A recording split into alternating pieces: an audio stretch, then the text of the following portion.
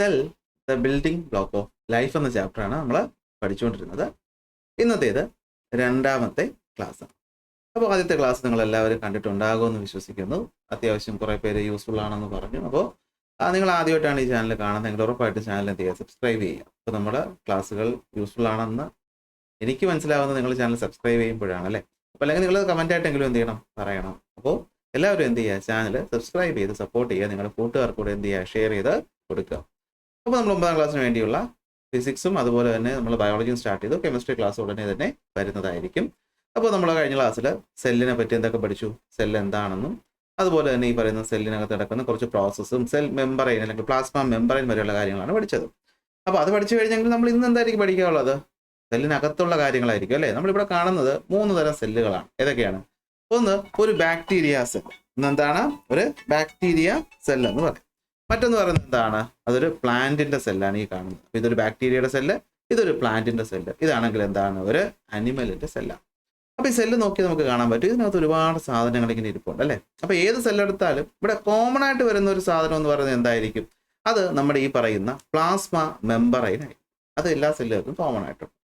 അതിന് കഴിഞ്ഞാൽ അകത്ത് നോക്കിക്കഴിഞ്ഞാൽ അകത്തൊരു ഫ്ലൂയിഡ് പോലത്തെ ഒരു മെറ്റീരിയൽ എല്ലാ സെല്ലുകളിലും ഉണ്ടെന്ന് കാണാൻ പറ്റും. അതിനാണ് നമ്മൾ എന്ത് വിളിക്കുന്നത്, സൈറ്റോപ്ലാസം എന്ന് വിളിക്കുന്നത്. സൈറ്റോപ്ലാസത്തിന് പുറമേ എല്ലാ സെല്ലുകളിലും നോക്കിയാൽ ഈ സെല്ലിന്റെ കാര്യങ്ങളൊക്കെ കൺട്രോൾ ചെയ്യുന്ന ഒരു മെയിൻ ഭാഗം, അല്ലെങ്കിൽ ഒരു സെല്ല് എങ്ങനെ രൂപപ്പെടണമെന്ന് പറയുന്ന ഒരു മെയിൻ ഭാഗം, അതിനാണ് നമ്മൾ ന്യൂക്ലിയസ് എന്ന് വിളിക്കുന്നത്. ഓരോന്നിലും ഓരോ തരത്തിലായിരിക്കും, എങ്കിലും നമുക്ക് തന്നെ പൊതുവെ എന്ത് വിളിക്കാം, ന്യൂക്ലിയസ് എന്ന് വിളിക്കാം. അപ്പോൾ ഇത് മൂന്നും ഒരു സെല്ലിനകത്ത് കോമൺ ആയിട്ടുണ്ടാകും. ഒരു ഔട്ടർ കവറിങ് ഉണ്ടാകും, അതിന് നമുക്ക് പ്ലാസ്മ മെമ്പറൈൻ എന്നോ അല്ലെങ്കിൽ നമുക്ക് എന്താണ് ഈ പറയുന്ന സെൽ മെമ്പറൈൻ എന്നോ ഒക്കെ നമുക്ക് പറയാൻ പറ്റും. അതെല്ലാ സെല്ലുകൾക്കും കോമൺ ആണ്. അതുപോലെ തന്നെ ഈ സെല്ലിനകത്ത ഭാഗം അല്ലെ, നമ്മൾ ഈ കാണുന്ന അകത്ത ഭാഗം അല്ലെ, ഈ കുറേ സാധനങ്ങൾ ഇരിക്കുന്ന അകത്ത ഭാഗം, ഇതൊരു ജെല്ലിയിലേക്ക് മെറ്റീരിയൽ കൊണ്ടാണ് നിർമ്മിച്ചിട്ടുള്ളത്. അതിപ്പോൾ ബാക്ടീരിയയിലായാലും ശരി, പ്ലാന്റിലായാലും ശരി, അനിമലിലായാലും ശരി.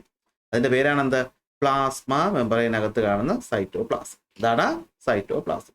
അപ്പോൾ എന്താണ് പ്ലാസ്മ മെമ്പറൈൻ, ഇതൊക്കെ നിങ്ങൾ 7ാം ക്ലാസ്സിൽ പഠിച്ചു എന്നാണ് പറയണേ അല്ലേ. 7ാം ക്ലാസ്സിൽ പഠിച്ചിട്ടുണ്ട്. പ്ലാസ്മ മെമ്പറൈൻ ഉണ്ട്, അതിനകത്ത് സൈറ്റോപ്ലാസം ഉണ്ട്. സൈറ്റോപ്ലാസത്തിനകത്തായിട്ട് കോമൺ ആയിട്ട് എല്ലാത്തിലും കാണുന്ന ഒരു സാധനമാണ് ന്യൂക്ലിയസ്. എന്നാൽ അതിന് പുറമേയും നമുക്കിവിടെ കുറേ ചെറിയ ചെറിയ ഡോട്ടുകൾ കാണാൻ പറ്റുന്നുണ്ട്. ഇവിടെ കുറച്ച് വലിയ വലിയ കുറച്ച് ഭാഗങ്ങൾ കാണാൻ പറ്റുന്നുണ്ട്. ഇവിടെയും മറ്റു കുറച്ച് സാധനങ്ങൾ കാണുന്നുണ്ട്. അവരെ വിളിക്കുന്ന പേരാണ് സെൽ ഓർഗനൽസ്. എന്താണ് സെൽ ഓർഗനൽസ്? നമ്മുടെ ശരീരത്തിനകത്ത് ഓർഗൻസ് ഉള്ളത് നിങ്ങൾക്ക് അറിയാമല്ലോ അല്ലേ. അപ്പൊ അതുപോലെ സെല്ലിനകത്ത് കാണുന്നതിനെ വിളിക്കുന്ന പേരാണ് ഓർഗനൽസ്. അപ്പോൾ ഓർഗനൽസ് എന്ന് വെച്ചാൽ എന്തായിരിക്കും, അത് സബ് സെല്ലുലാർ കമ്പോണന്റുകളാണെന്ന് വെച്ചാൽ സെല്ലിനകത്ത് കാണുന്ന കമ്പോണന്റുകളാണ്. അത് എന്തിനു സഹായിക്കും, സെല്ലിന്റെ ഫംഗ്ഷന് സഹായിക്കും. അപ്പോൾ നമുക്ക് തുടങ്ങിയാലോ. ഈ ഓരോ ഓർഗനൽസിനെ പറ്റിയിട്ടാണ് നമ്മൾ ഇന്നത്തെ ക്ലാസ്സിൽ എന്ത് ചെയ്യാൻ പോകുന്നത്, പഠിക്കാനായിട്ട് പോകുന്നത്. അപ്പോൾ നോട്ട് ഉടനെ തന്നെ അവൈലബിൾ ആയിരിക്കും. അവൈലബിൾ ആകുന്നത് ആ ഒരു സമയത്ത് നമ്മൾ എന്ത് ചെയ്യും, നമ്മുടെ ടെലഗ്രാം ചാനലിൽ അത് അപ്ലോഡ് ചെയ്യും. ഇപ്പോൾ ഞാൻ അപ്ലോഡ് ചെയ്തിട്ടില്ല, ഉടനെ തന്നെ ചെയ്യുന്നതായിരിക്കും. അപ്പോൾ ആ നോട്ട് കിട്ടാൻ വേണ്ടി ടെലഗ്രാം ചാനലിലോട്ട് ജോയിൻ ചെയ്യാനുള്ള ലിങ്ക് ഡിസ്ക്രിപ്ഷനിൽ കൊടുത്തിട്ടുണ്ട്. തുടങ്ങാമല്ലോ. അപ്പോൾ നമ്മൾ സെൽ ഓർഗനൽസിനെ പറ്റിയാണ് പഠിക്കുന്നത്. അപ്പോൾ അതിന് മുമ്പ് നമ്മൾ പഠിച്ചു വെക്കേണ്ടതാണ്, ഏതൊരു സെല്ലെടുത്താലും അവിടെ കാണുന്ന ബേസിക് പാർട്ടുകൾ എന്ന് പറഞ്ഞാൽ നിങ്ങൾ പറയണം അത് 3 എണ്ണമാണ്. ഏതൊക്കെയാണ്?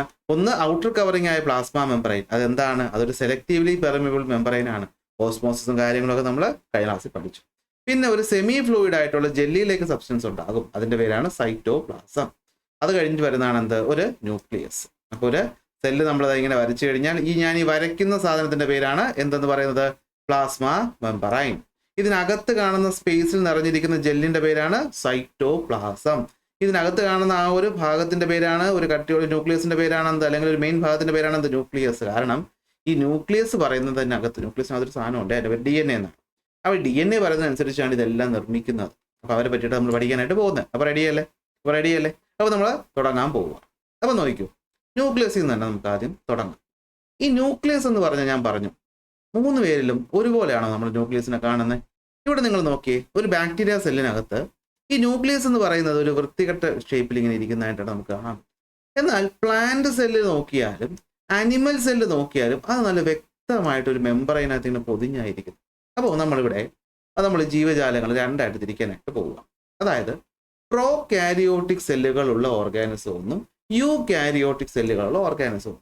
സംഭവം വലിയ പാടുള്ള കാര്യമൊന്നും അല്ല. എന്താണ് പ്രോ കാരിയോട്ടിക് എന്ന് വെച്ച് കഴിഞ്ഞാൽ, ഈ ബാക്ടീരിയയിലേക്ക് നമ്മൾ ശ്രദ്ധിക്കുക. ഈ ബാക്ടീരിയ നമ്മൾ നോക്കിയാൽ ഇതിന്റെ ഈ കാണുന്ന ജനറ്റിക് മെറ്റീരിയൽ ഇരിക്കുന്ന ഭാഗം ഇത് എന്തല്ല, ഒരു വെൽ ഡിഫൈൻഡ് അല്ല. എന്ന് വെച്ചാൽ വ്യക്തമായിട്ടൊരു സ്ഥലവും നമുക്ക് കാണിക്കാൻ പറ്റത്തില്ല. അങ്ങനെ ഇങ്ങനെയൊക്കെ വൃത്തികേടായിട്ട് കിടക്കുക, നിങ്ങളുടെ മുറിയൊക്കെ കിടക്കുന്നു. അതുപോലെ കിടക്കുന്നതാണ് എന്ത്, ഇതൊരു മെമ്പറൈൻ ബൗണ്ടഡ് ആയിട്ടുള്ള ഒരു ഓർഗനൽസ് ഇതിനകത്ത് കാണാറില്ല. കൂടുതൽ എന്താണ് സൈറ്റോപ്ലാസത്തിനകത്ത് ഇങ്ങനെ കിടക്കുന്നതായിരിക്കും. ഇത്തരമുള്ള ആൾക്കാരെയാണ് നമ്മൾ എന്ത് വിളിക്കുന്നത്? പ്രോ കാരിയോട്ടിക് സെല്ലുകൾ എന്ന് വിളിക്കുന്നത്. അപ്പോൾ നമ്മൾ എങ്ങനെ പറയാൻ പറ്റും? നമ്മൾ എന്താ പഠിക്കാൻ പോകുന്നത്? ബേസ്ഡ് ഓൺ ദ ന്യൂക്ലിയസിനെ അടിസ്ഥാനപ്പെടുത്തിക്കൊണ്ട് ന്യൂക്ലിയസ് മെംബ്രെയിൻ കവർ ചെയ്തിട്ടുള്ളതാണോ അല്ലേ എന്നതിനെ അടിസ്ഥാനപ്പെടുത്തിക്കൊണ്ട് നമുക്ക് സെല്ലുകളെ രണ്ടായിട്ട് തിരിക്കാം. ഏതൊക്കെയാണ്? പ്രോ കാരിയോട്ടിക് സെല്ലുകളെന്നും യു കാരിയോട്ടിക് സെല്ലുകളും. പ്രോ കാരിയോട്ടിക് എന്ന് പറഞ്ഞു കഴിഞ്ഞാൽ എന്താണ്? നമ്മൾ ബാക്ടീരിയയുടെ സെല്ല് നോക്കുക. അവിടെ എന്താണ്? It lakhs A well defined nucleus. അതിൽ വ്യക്തമായ ഒരു ന്യൂക്ലിയസ് കാണാൻ പറ്റത്തില്ല. മാത്രമല്ല ഓർഗനൽസ് എന്ന് പറയുന്നത് മെംബ്രെയിൻ ബൗണ്ടഡ് അല്ല. ഓർഗനൽസ് ഓരോന്നും കൃത്യമായി ഒരു ഡെഫിനിറ്റ് ഷേപ്പിലല്ല, അതായത് സൈറ്റോപ്ലാസത്തിൽ ഇങ്ങനെ അവിടെ എവിടെയൊക്കെ ആയിട്ട് ഇങ്ങനെ കിടക്കുകയാണ്. അങ്ങനെ ഉണ്ടെങ്കിൽ അവരെ വിളിക്കുന്ന പേരാണ് പ്രോ കാരിയോട്ടിക് സെല്ലുകൾ. ഓക്കെ, ഇതിലെ പ്രോ എന്ന് മീൻസ് കഴിഞ്ഞാൽ എന്താണ്? പ്രിമിറ്റീവ് എന്നാണ്. അപ്പോൾ കാരണം ആദ്യകാലത്ത് ഈ ഏകകോശ ജീവികളാണല്ലോ, യൂണിസെല്ലുലാർ ഓർഗാനിസംസ് ആണല്ലോ ഉണ്ടായത്.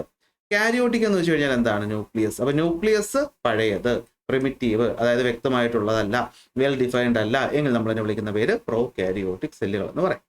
അപ്പൊ ഈ പ്രോ കാരിയോട്ടിക് സെല്ലുകളുടെ പ്രത്യേകത എന്തായിരിക്കും? വ്യക്തമായിട്ടൊരു സംഭവം ഇല്ലല്ലോ. അപ്പൊ സെല്ലുലാർ ആക്ടിവിറ്റീസ് ഒക്കെ നേരെ എങ്ങനെയായിരിക്കും? സൈറ്റോപ്ലാസത്തിനകത്ത് വെച്ച് തന്നെയായിരിക്കും നടക്കുന്നത്. സൈറ്റോപ്ലാസത്തിനകത്ത് വെച്ച് തന്നെയായിരിക്കും നടക്കുന്നത്. അതായത് നിങ്ങളൊരു വീട്ടിൽ പോകുന്നു എന്ന് വിചാരിക്കുക. ആ വീട്ടിൽ പ്രത്യേകിച്ച് മുറികളൊന്നുമില്ല, ആകെ ഒരൊറ്റ ആളേ ഉള്ളൂ. അതിനകത്ത് തന്നെയാണ് നമ്മൾ ആഹാരം വയ്ക്കുന്നതും, അതിനകത്ത് തന്നെയാണ് കിടന്നുറങ്ങുന്നതും. അങ്ങനെയാണെങ്കിൽ അവിടെ വ്യക്തമായിട്ടൊരു വെൽ ഡിഫൈൻഡ് ആയിട്ടുള്ള ഒരു സാധനം ഇല്ലല്ലോ അതിനകത്ത്. അപ്പോൾ അതൊരു പ്രോ കാരിയോട്ടിക് പോലെയല്ലേ? എന്നാൽ നമ്മൾ വീട്ടിൽ പോകുമ്പോൾ ഓരോ മുറികളുടെ അടുക്കളയുണ്ട്, ബെഡ്റൂമുണ്ട്, ഹാളുണ്ട്, ബാത്റൂമുണ്ട്. എങ്കിലോ അത് വ്യക്തമായിട്ടുള്ള വെൽ ഡിഫൈൻഡ് ആയിട്ടുള്ള കാര്യങ്ങളുണ്ടാവും. അങ്ങനെയാണെങ്കിൽ അതിനെ വിളിക്കുന്ന പേരാണത് യു കാരിയോട്ടിക്. അപ്പോൾ യു കാരിയോട്ടിക്കിന്റെ പ്രത്യേകത എന്തായിരിക്കും? ഇൻ കോൺട്രാസ്റ്റ്, അപ്പോൾ പ്ലാന്റും അനിമൽസും യു കാരിയോട്ടിക്കും ബാക്ടീരിയ പ്രോ കാരിയോട്ടിക്കുമാണ്. അവർക്കൊരു വെൽ ഡിഫൈൻഡ് ആയ ന്യൂക്ലിയസും അതുപോലെ തന്നെ ഈ മെംബ്രെയിൻ ബൗണ്ടഡ് ഓർഗനൽസും കാണും. അവരെയാണ് യു കാരിയോട്ടിക് എന്ന് വിളിക്കുന്നത്. അപ്പോൾ യു എന്ന് വെച്ച് കഴിഞ്ഞാൽ ട്രൂ, കാരിയോട്ടിക് എന്ന് വെച്ചാൽ ന്യൂക്ലിയസ്. അപ്പോൾ ട്രൂ ന്യൂക്ലിയസ് എന്ന് വെച്ചാൽ വ്യക്തമായിട്ടുള്ള ന്യൂക്ലിയസ് അവർക്ക് ഉണ്ട്. ഇതാണ് എന്തെന്ന് പറയുന്നത്? പ്രോ കാരിയോട്ടിക്കും യു കാരിയോട്ടിക്കും തമ്മിലുള്ള വ്യത്യാസം വളരെ ഇമ്പോർട്ടൻ്റ് ആയിട്ടുള്ള ഒരു ഭാഗമാണ്. അപ്പോൾ എൻ്റെ ഒപ്പം പറഞ്ഞേ, സെല്ലുകളെ നമുക്ക് രണ്ടായി തിരിക്കാം. പ്രോ കാരിയോട്ടിക് സെല്ലുകളെന്നും യു കാരിയോട്ടിക് സെല്ലുകളെന്നും. പ്രോ എന്ന് പറഞ്ഞാൽ പഴയത്, പ്രോ എന്ന് വെച്ചാൽ പഴയത്, അതിനൊരു വെൽ ഡിഫൈൻഡ് ന്യൂക്ലിയസ് ഇല്ല, മെംബ്രെയിൻ ബൗണ്ടഡ് ഓർഗനൽസും ഇല്ല. ജനറ്റിക് മെറ്റീരിയൽ എന്ന് പറയുന്ന DNA എവിടെയാണ് കിടക്കുന്നത്? ന്യൂക്ലിയോയിഡിലാണ് കിടക്കുന്നത്. എന്ന് വെച്ചാൽ മെംബ്രെയിൻ ഇല്ലാത്ത ന്യൂക്ലിയസിനെയാണ് നമ്മൾ ന്യൂക്ലിയോയിഡ് എന്ന് വിളിക്കുന്നത്. മെംബ്രെയിൻ ബൗണ്ടഡ് അല്ലാത്ത ന്യൂക്ലിയസിനെ വിളിക്കുന്ന പേരാണ് എന്ത്? ന്യൂക്ലിയോയിഡ്. പ്രോകാരിയോട്ടിക് സെല്ലുകളിൽ അപ്പോൾ നമുക്ക് നോക്കിക്കഴിഞ്ഞാൽ സെല്ലുലാർ ആക്ടിവിറ്റീസ്, സെല്ലിന്റെ ഫുഡ് പ്രൊഡക്ഷൻ ആയിക്കോട്ടെ, വേസ്റ്റ് എലിമിനേഷൻ ആയിക്കോട്ടെ, എല്ലാം സൈറ്റോപ്ലാസത്തിലാണ് നടക്കുന്നത്. ഉദാഹരണം ബാക്ടീരിയ. ഓക്കെ ആണല്ലോ, നോട്ട് ചെയ്ത് വയ്ക്കാമല്ലോ. എങ്ങനെയാണ് യൂകാരിയോട്ടിക് എന്ന് വെച്ച് കഴിഞ്ഞാൽ അവിടെ ഒരു വെൽ ഡിഫൈൻഡ് ആയ ന്യൂക്ലിയസും മെംബ്രെയിൻ ബൗണ്ടഡ് ആയിട്ടുള്ള ഓർഗനൽസും കാണും. അപ്പോൾ ഈ പറയുന്ന ജനറ്റിക് മെറ്റീരിയലൊക്കെ കറക്റ്റായിട്ട് ന്യൂക്ലിയസിനകത്തായിരിക്കും കാണുന്നത്. ഓരോ ഓർഗനൽസും സെപ്പറേറ്റ് ആയിട്ട് ഇൻഡിവിജ്വൽ ആയിട്ടായിരിക്കും ഫംഗ്ഷൻ ചെയ്യുന്നത്. ഉദാഹരണമാണ് പ്ലാന്റുകളും അനിമൽസ്. തെറ്റല്ലേ? അപ്പോൾ എന്താണ് പ്രോകാരിയോട്ടിക്, എന്താണ് യൂകാരിയോട്ടിക് എന്ന് മനസ്സിലായില്ലേ? അങ്ങനെയാണെങ്കിൽ നമുക്ക് ഈ കാണുന്ന ടേബിൾ എന്ത് ചെയ്യാം? ഒന്ന് ഫില്ല് ചെയ്യാം. അപ്പോൾ നിങ്ങൾക്ക് വേണ്ടി ഞാൻ ഈ ടേബിൾ എന്ത് ചെയ്തിട്ടുണ്ട്? ഫില്ല് ചെയ്തിട്ടുണ്ട്. ശ്രദ്ധിച്ച്, സെല്ലിന്റെ സ്ട്രക്ചറുകൾ അത് ബാക്ടീരിയയിൽ എങ്ങനെ, പ്ലാന്റിൽ എങ്ങനെ, അനിമലിൽ എങ്ങനെ എന്നുള്ളതാണ് നമ്മൾ ചെയ്യാനായിട്ട് പോകുന്നത്. സെൽ മെംബ്രെയിൻ എന്ന് പറയുന്നത് ബാക്ടീരിയയിലും ഉണ്ട്, പ്ലാന്റിലും ഉണ്ട്, അനിമലിലും ഉണ്ട്. സെൽ വാൾ എന്ന് പറയുന്നത് നിങ്ങൾക്കറിയാം, അനിമൽ സെല്ലിലില്ല. അത് കഴിഞ്ഞ ക്ലാസ്സിൽ പഠിച്ചിരുന്നു. ഓക്കെ, അത് ഓർമ്മയില്ലെങ്കിൽ കഴിഞ്ഞ ക്ലാസ് കാണാത്തോട്ടാണ്. എന്നാൽ അത് പ്ലാന്റുകളിലും ബാക്ടീരിയകളിലും കാണാറുണ്ട്. സൈറ്റോപ്ലാസം എന്ന് പറഞ്ഞാൽ നിങ്ങൾക്കറിയാം, സെല്ലിനകത്ത് കാണുന്ന ഫ്ലൂയിഡ് ലൈക്ക് മെറ്റീരിയലാണ്. അത് ബാക്ടീരിയയിലും ഉണ്ട്, പ്ലാന്റിലും ഉണ്ട്, അനിമൽസിലും ഉണ്ട്. ഇനി നോക്കി, വെൽ ഡിഫൈൻഡ് ന്യൂക്ലിയസ്, അതായത് ന്യൂക്ലിയസ് വെൽ ഡിഫൈൻഡ് ആണ് എവിടെയൊക്കെ? പ്ലാന്റ്സിലും അനിമൽസിലും. വെൽ ഡിഫൈൻഡ് അല്ല എവിടെ? ബാക്ടീരിയയിൽ. അപ്പോൾ പ്രിമിറ്റീവ് ന്യൂക്ലിയസ് കാണുന്നത് ബാക്ടീരിയയിലാണ്, കാരണം അത് പ്ലാന്റ്സിലും അനിമൽസിലും ഇല്ല. ഓക്കെ അല്ലേ? Membrane bounded organelles. ഇപ്പോൾ ഓർഗനൽസ് നമ്മളിപ്പോൾ പഠിക്കാൻ പോവുകയാണ് ഓരോരുത്തരായിട്ട്. അവരെല്ലാം മെംബ്രെയിൻ കൊണ്ട് വ്യക്തമായിട്ട് വെച്ചേക്കുന്നതാണെങ്കിൽ അത് യൂകാരിയോട്ടിക് എന്ന് നിങ്ങൾ പറയും. യൂകാരിയോട്ടിക്കിന്റെ ഉദാഹരണമാണ് എന്തെന്ന് പറയുന്നത്? പ്ലാന്റ്സും അനിമൽസും. അപ്പോൾ അതെവിടെ ഇല്ല? ബാക്ടീരിയയിൽ ഇല്ല. ഇതാണ് നമ്മൾ ഈ ഒരു ടേബിൾ എന്ന് പറയുന്നത്. തെറ്റല്ലേ? മനസ്സിലായി കാണത്തില്ലേ? അപ്പോൾ നമുക്ക് നോക്കിയേ, പ്രോകാരിയോട്ടിക് യൂകാരിയോട്ടിക് ഒന്ന് നമുക്ക് താരതമ്യം ചെയ്ത് നോക്കാം. പ്രോകാരിയോട്ടിക് എന്ന് വെച്ചാൽ പ്രിമിറ്റീവ് ന്യൂക്ലിയസ് ആണ് കാണുന്നത്. പ്രോകാരിയോട്ടിക്കിലുണ്ട്, യൂകാരിയോട്ടിക്കിൽ വെൽ ഡിഫൈൻഡ് ന്യൂക്ലിയസ് ആണ്. സെൽ ഡയമീറ്റർ എന്ന് പറയുന്നത് 1 to 10 മൈക്രോമീറ്റർ ആണ്. എന്നാൽ ഇവിടെ 10 to 100 മൈക്രോമീറ്റർ ആണ്. പ്രോകാരിയോട്ടിക് സെല്ലുകൾ സാധാരണഗതിയിൽ ഏകകോശം അല്ലെങ്കിൽ യൂണിസെല്ലുലാർ ആയിരിക്കും. യൂകാരിയോട്ടിക് എന്ന് വെച്ചാൽ അത് മൾട്ടി സെല്ലുലാർ. നമ്മൾ multi cellular, plant multi cellular എന്ന് വെച്ചാൽ നമ്മൾ പലതരം സെല്ലുകളുണ്ട്, പലതരം ടിഷ്യൂസ് ഉണ്ട്. മെംബ്രെയിൻ ബൗണ്ടഡ് ആയിട്ടുള്ള ഓർഗനൽസ് എവിടെ ഉണ്ട്? യൂകാരിയോട്ടിക്കിലുണ്ട്, പ്രോകാരിയോട്ടിക്കിലില്ല. മെംബ്രെയിൻ ബൗണ്ടഡ് ന്യൂക്ലിയസ് എവിടെയുണ്ട്? ഓർഗനൽസ്, സോറി ഞാൻ ന്യൂക്ലിയസ് എന്ന് പറയാം അല്ലേ. അപ്പോൾ ന്യൂക്ലിയസ് ആയാലും ശരി തന്നെയാണ്, യൂകാരിയോട്ടിക്കിലുണ്ട്, പ്രോകാരിയോട്ടിക്കിൽ ഇല്ല. ഇത് വളരെ ഇമ്പോർട്ടൻ്റ് ആയിട്ടുള്ളൊരു കാര്യമാണ്, നിങ്ങൾ പഠിക്കണം പരീക്ഷയ്ക്ക്. Difference between eukaryotic and prokaryotic എപ്പോഴും ചോദിക്കാൻ സാധ്യതയുള്ള ഒരു ഭാഗമാണ്. അപ്പോൾ നിങ്ങൾക്ക് മനസ്സിലായി കാണുമെന്ന് വിശ്വസിക്കുന്നു. അപ്പോൾ പറഞ്ഞേ, എന്താണ് യൂകാരിയോട്ടിക്കും പ്രോകാരിയോട്ടിക്കും തമ്മിലുള്ള ഏക വ്യത്യാസം? സെല്ലുകളെ നമുക്ക് എത്രയായിട്ട് തിരിക്കാൻ പറ്റും? രണ്ടായിട്ട് തിരിക്കാൻ പറ്റും. ഏതൊക്കെയാണ്? ഒന്ന് പ്രോ കാരിയോട്ടിക്കും മറ്റൊന്ന് യു കാരിയോട്ടിക്കും. പ്രോ കാരിയോട്ടിക് എന്ന് വെച്ചാൽ അത് പ്രിമിറ്റീവ്, അതിനകത്ത് ഒരു വെൽ ഡിഫൈൻഡ് ന്യൂക്ലിയസ് ഇല്ല, വെൽ ഡിഫൈൻഡ് മെംബ്രെയിൻ ബൗണ്ടഡ് ഓർഗനൽസും ഇല്ല. യു കാരിയോട്ടിക് എന്ന് വെച്ച് കഴിഞ്ഞാൽ ട്രൂ എന്ന് വെച്ചാൽ വ്യക്തമായ ഒരു ന്യൂക്ലിയസും വ്യക്തമായിട്ടുള്ള സെൽ ഓർഗനൽസും അവിടെ കാണുന്നു. പ്രോ കാരിയോട്ടിക്കിന്റെ ഉദാഹരണത്തിൽ വരുന്നത് ബാക്ടീരിയ ആണെങ്കിൽ, യു കാരിയോട്ടിക്കിൽ വരുന്നത് നമ്മുടെ പ്ലാന്റും അതുപോലെ തന്നെ അനിമലുമാണ്. ഇതാണ് നമ്മളിപ്പോൾ പഠിച്ചു കാണുമെന്ന് വിശ്വസിക്കുന്നു. എന്നാൽ പിന്നെ അടുത്ത സമയം കളയേണ്ട എന്തിലോട്ട് പോവാം? ഓരോ ഓർഗനൽസിനെ പറ്റി പഠിക്കാമല്ലോ അല്ലേ. അപ്പോൾ യു കാരിയോട്ടിക് സെല്ലുകളിൽ ഓർഗനൽസിന്റെ ഉപയോഗം എന്താ? സെല്ലിന്റെ ഓരോ ഫങ്ഷൻസും ചെയ്യാൻ, ഓരോ ലൈഫ് പ്രോസസ്സും സെല്ലിൽ നടത്തുന്നത് ഈ പറയുന്ന ഇൻഡിപെൻഡന്റ് ആയി പ്രവർത്തിക്കുന്ന ഓർഗനൽസ് ആണ്. ഇവരെന്ത് ചെയ്യും? പുതിയ മെറ്റീരിയൽസ് നിർമ്മിക്കാൻ സഹായിക്കും, വേസ്റ്റ് റിമൂവ് ചെയ്യാൻ സഹായിക്കും, എനർജി കൊടുക്കും. എന്ന് വെച്ചാൽ നിങ്ങളൊരു ഫാക്ടറി പ്രവർത്തിക്കുന്നു എന്ന് ചിന്തിക്കുക. അപ്പോൾ ഒരു ഫാക്ടറി പ്രവർത്തിക്കുമ്പോൾ അവിടെ എന്തൊക്കെ വേണം? അവിടെ ആ ഫാക്ടറി ആദ്യം ഡിസൈൻ ചെയ്യണം, ഒരു പ്ലാനൊക്കെ വരച്ചത് വ്യക്തമായിട്ട് ഡിസൈൻ ചെയ്യണം. അടുത്ത് അവിടെയുള്ള മെഷീൻസ് ഒക്കെ നമ്മൾ ഉണ്ടാക്കി അല്ലെങ്കിൽ വാങ്ങിച്ച് വയ്ക്കണം. അത് കഴിഞ്ഞാൽ അത് പ്രവർത്തിപ്പിക്കാൻ എനർജി വേണം. ആ എനർജി പ്രവർത്തിപ്പിക്കുന്ന പ്രോഡക്റ്റ് ഉണ്ടാക്കാൻ ഒരാൾ വേണം, മെഷീൻസ് വേണം. ആ പ്രോഡക്റ്റിനെ പാക്ക് ചെയ്യാൻ ആൾ വേണം. അതിനെ ഇവിടുന്ന് മറ്റ് ആവശ്യക്കാരെ കൊണ്ടെത്തിക്കാനായിട്ട് ഡെലിവറി സിസ്റ്റം വേണം.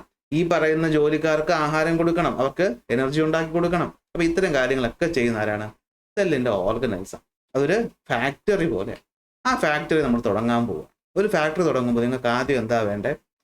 ആ ഫാക്ടറി തുടങ്ങണമെങ്കിൽ ഒരു പ്ലാൻ വേണം അല്ലേ, ഉണ്ടാക്കാൻ ഒരാൾ വേണം. ആ ആളാരും നമുക്കറിയില്ല, അത് ദൈവം ഒന്ന് വേണമെങ്കിൽ നിങ്ങൾ കരുതിക്കോ, അല്ല ഇനി ശാസ്ത്രമാണെങ്കിൽ ശാസ്ത്രം ഒന്ന് കരുതിക്കോ, അത് നിങ്ങളുടെ ഇഷ്ടം.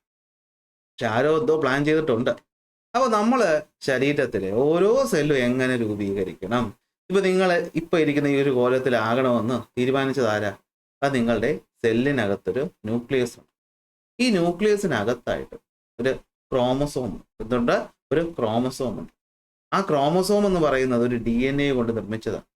ആ DNA പറയും എങ്ങനെ ഒരാളെ ഉണ്ടാക്കിയെടുക്കണം. അതാണ് നമ്മൾ പറയാനായിട്ട് പോകുന്നത്. അപ്പോൾ ആദ്യത്തെ സെൽ ഓർഗനലിന്റെ പേരാണ് ന്യൂക്ലിയസ്. ആദ്യത്തെ സെൽ ഓർഗനലിന്റെ പേരാണ് എന്താ? ന്യൂക്ലിയസ്. അപ്പോൾ എന്താണ് ന്യൂക്ലിയസ്? എല്ലാ സെല്ലുകളിലും കാണുന്ന അടിസ്ഥാനമായിട്ടുള്ള ഒരു ഘടകമാണ് ന്യൂക്ലിയസ് എന്ന് പറയുന്നത്. യു കാരിയോട്ടിക്കിൽ നമ്മൾ ഇതിനെ കറക്റ്റ് ന്യൂക്ലിയസ് എന്ന് തന്നെ വിളിക്കും. ഇതിന്റെ ജോലി എന്താ? ഹൗസ് ഓഫ് കോഡഡ് ഇൻസ്ട്രക്ഷൻസ് എന്ന് വെച്ചാൽ എന്താ? ഒരു സെല്ല് എങ്ങനെ രൂപീകരിക്കണമെന്ന് ആവശ്യമായിട്ടുള്ള കാര്യങ്ങൾ, ആവശ്യമായിട്ടുള്ള ഇൻസ്ട്രക്ഷൻസ് ഒക്കെ എഴുതി വെച്ചേക്കുന്നത് എവിടെയാണ്? അത് ഈ പറയുന്ന ന്യൂക്ലിയസിനകത്താണ്. അപ്പോൾ നമുക്ക് ആദ്യം ന്യൂക്ലിയസിന്റെ സ്ട്രക്ചർ ഒന്ന് പഠിക്കാം. നിങ്ങളൊരു ന്യൂക്ലിയസ് നോക്കുകയാണെങ്കിൽ നിങ്ങൾക്ക് അവിടെ എന്ത് കാണാൻ പറ്റും? നിങ്ങൾക്ക് അവിടെ 2 ലെയറുകൾ കാണാൻ പറ്റും. അതായത് ഇങ്ങനെ ആദ്യത്തെ ഒരു ലെയർ ഉണ്ടാകും, അതിനകത്തായിട്ട് മറ്റൊരു ലെയറും ഉണ്ടാകും. ഓക്കെ, അപ്പോൾ 2 ലെയറുകൾ കൊണ്ടാണ് സെല്ല് ന്യൂക്ലിയസ് നിർമ്മിച്ചിട്ടുള്ളത്. ആ ന്യൂക്ലിയസിനെ നോക്കിക്കഴിഞ്ഞാൽ ചില ചെറിയ ഓപ്പണിങ്സ് അവിടെ ഇവിടെയൊക്കെ നമുക്ക് കാണാൻ പറ്റും. ഇവിടെ നോക്കിയാൽ നിങ്ങൾക്ക് കാണാൻ പറ്റും. ഞാൻ വരയ്ക്കണമെന്നില്ല അല്ലെ, കണ്ടോ? ഇവിടെ നിങ്ങൾക്ക് 2 ലെയർ കാണാൻ പറ്റും. ഡബിൾ ലെയേർഡ് മെമ്പറൈൻ, അതിൽ ചെറിയൊരു ഓപ്പണിങ് കാണാൻ പറ്റും. ഉണ്ടല്ലോ, ഉണ്ട്. പിന്നെ അതിനകത്ത് നോക്കുമ്പോൾ ഇങ്ങനെ നൂല് പോലെ കുറേ സാധനങ്ങൾ കാണാൻ പറ്റും. അതിൻ്റെ പേര് ക്രോമാറ്റിൻ എന്നാണ്. ക്രോമാറ്റിൻ. ഇനി നടുക്കായിട്ട് നോക്കിയാലും കുറച്ചുകൂടി ഇമ്പോർട്ടൻ്റ് ആയ ഒരു ഭാഗം കാണാം. അതിൻ്റെ പേരാണ് ന്യൂക്ലിയോലസ്. എന്താണ്? ന്യൂക്ലിയോലസ്. ന്യൂക്ലിയസിൽ ഇടയ്ക്കിടയ്ക്ക് ഹോളുകൾ ഉണ്ടെന്ന് പറഞ്ഞു, അതിനെ വിളിക്കുന്ന പേരാണ് ന്യൂക്ലിയർ പോഡ്. അപ്പോൾ നിങ്ങൾ പറഞ്ഞേ, ഒരു ന്യൂക്ലിയസ് എങ്ങനെയാണ് ഉണ്ടാക്കിയിട്ടുള്ളത്? ന്യൂക്ലിയസിൽ 2 മെമ്പറൈൻ ഉണ്ട്. എത്ര മെമ്പറൈൻ ഉണ്ട്? 2 മെമ്പറൈൻ ഉണ്ട്. ആ മെമ്പറൈനിൽ ഇങ്ങനെ അവിടെ ഇവിടെയൊക്കെ ആയിട്ട് നമുക്ക് ഹോള് കാണാൻ പറ്റും. അതിൻ്റെ പേരാണ് ന്യൂക്ലിയർ പോർ. ന്യൂക്ലിയർ പോർ. അങ്ങനെ ന്യൂക്ലിയസിനകത്തേക്ക് നോക്കിയാൽ നൂല് പോലെയുള്ള ഒരു സ്ട്രക്ചർ ഇങ്ങനെ കിടക്കുന്നത് കാണാൻ പറ്റും. സെൽ ഡിവിഷൻ സമയത്ത് അവരുടെ രൂപം മാറുമെങ്കിലും സാധാരണ സെൽ ഡിവിഷൻ ഇല്ലാത്ത സമയത്ത് നോക്കുമ്പോൾ ഇതുപോലെ ഒരു നൂല് പോലൊരു സാധനം കാണും. അതിൻ്റെ പേര് ക്രോമാറ്റിൻ. ക്രോമാറ്റിൻ്റെ നടുവിലായിട്ട് ഒരു ഇമ്പോർട്ടൻ്റ് ഭാഗമുണ്ട്, ന്യൂക്ലിയോലസ്. അപ്പോൾ നമുക്ക് തുടങ്ങിയാലോ? ഫസ്റ്റ് ജോലി ഒരു ന്യൂക്ലിയസിൻ്റെ എന്താണെന്ന് ചോദിച്ചു കഴിഞ്ഞാൽ, നമ്മുടെ ശരീരം നിർമ്മിക്കാൻ വേണ്ട ബേസിക് ഘടകം എന്ന് പറയുന്നത് പ്രോട്ടീനാണ്. ബേസിക് ഘടകം എന്ന് പറയുന്നത് എന്താണ്? പ്രോട്ടീൻ.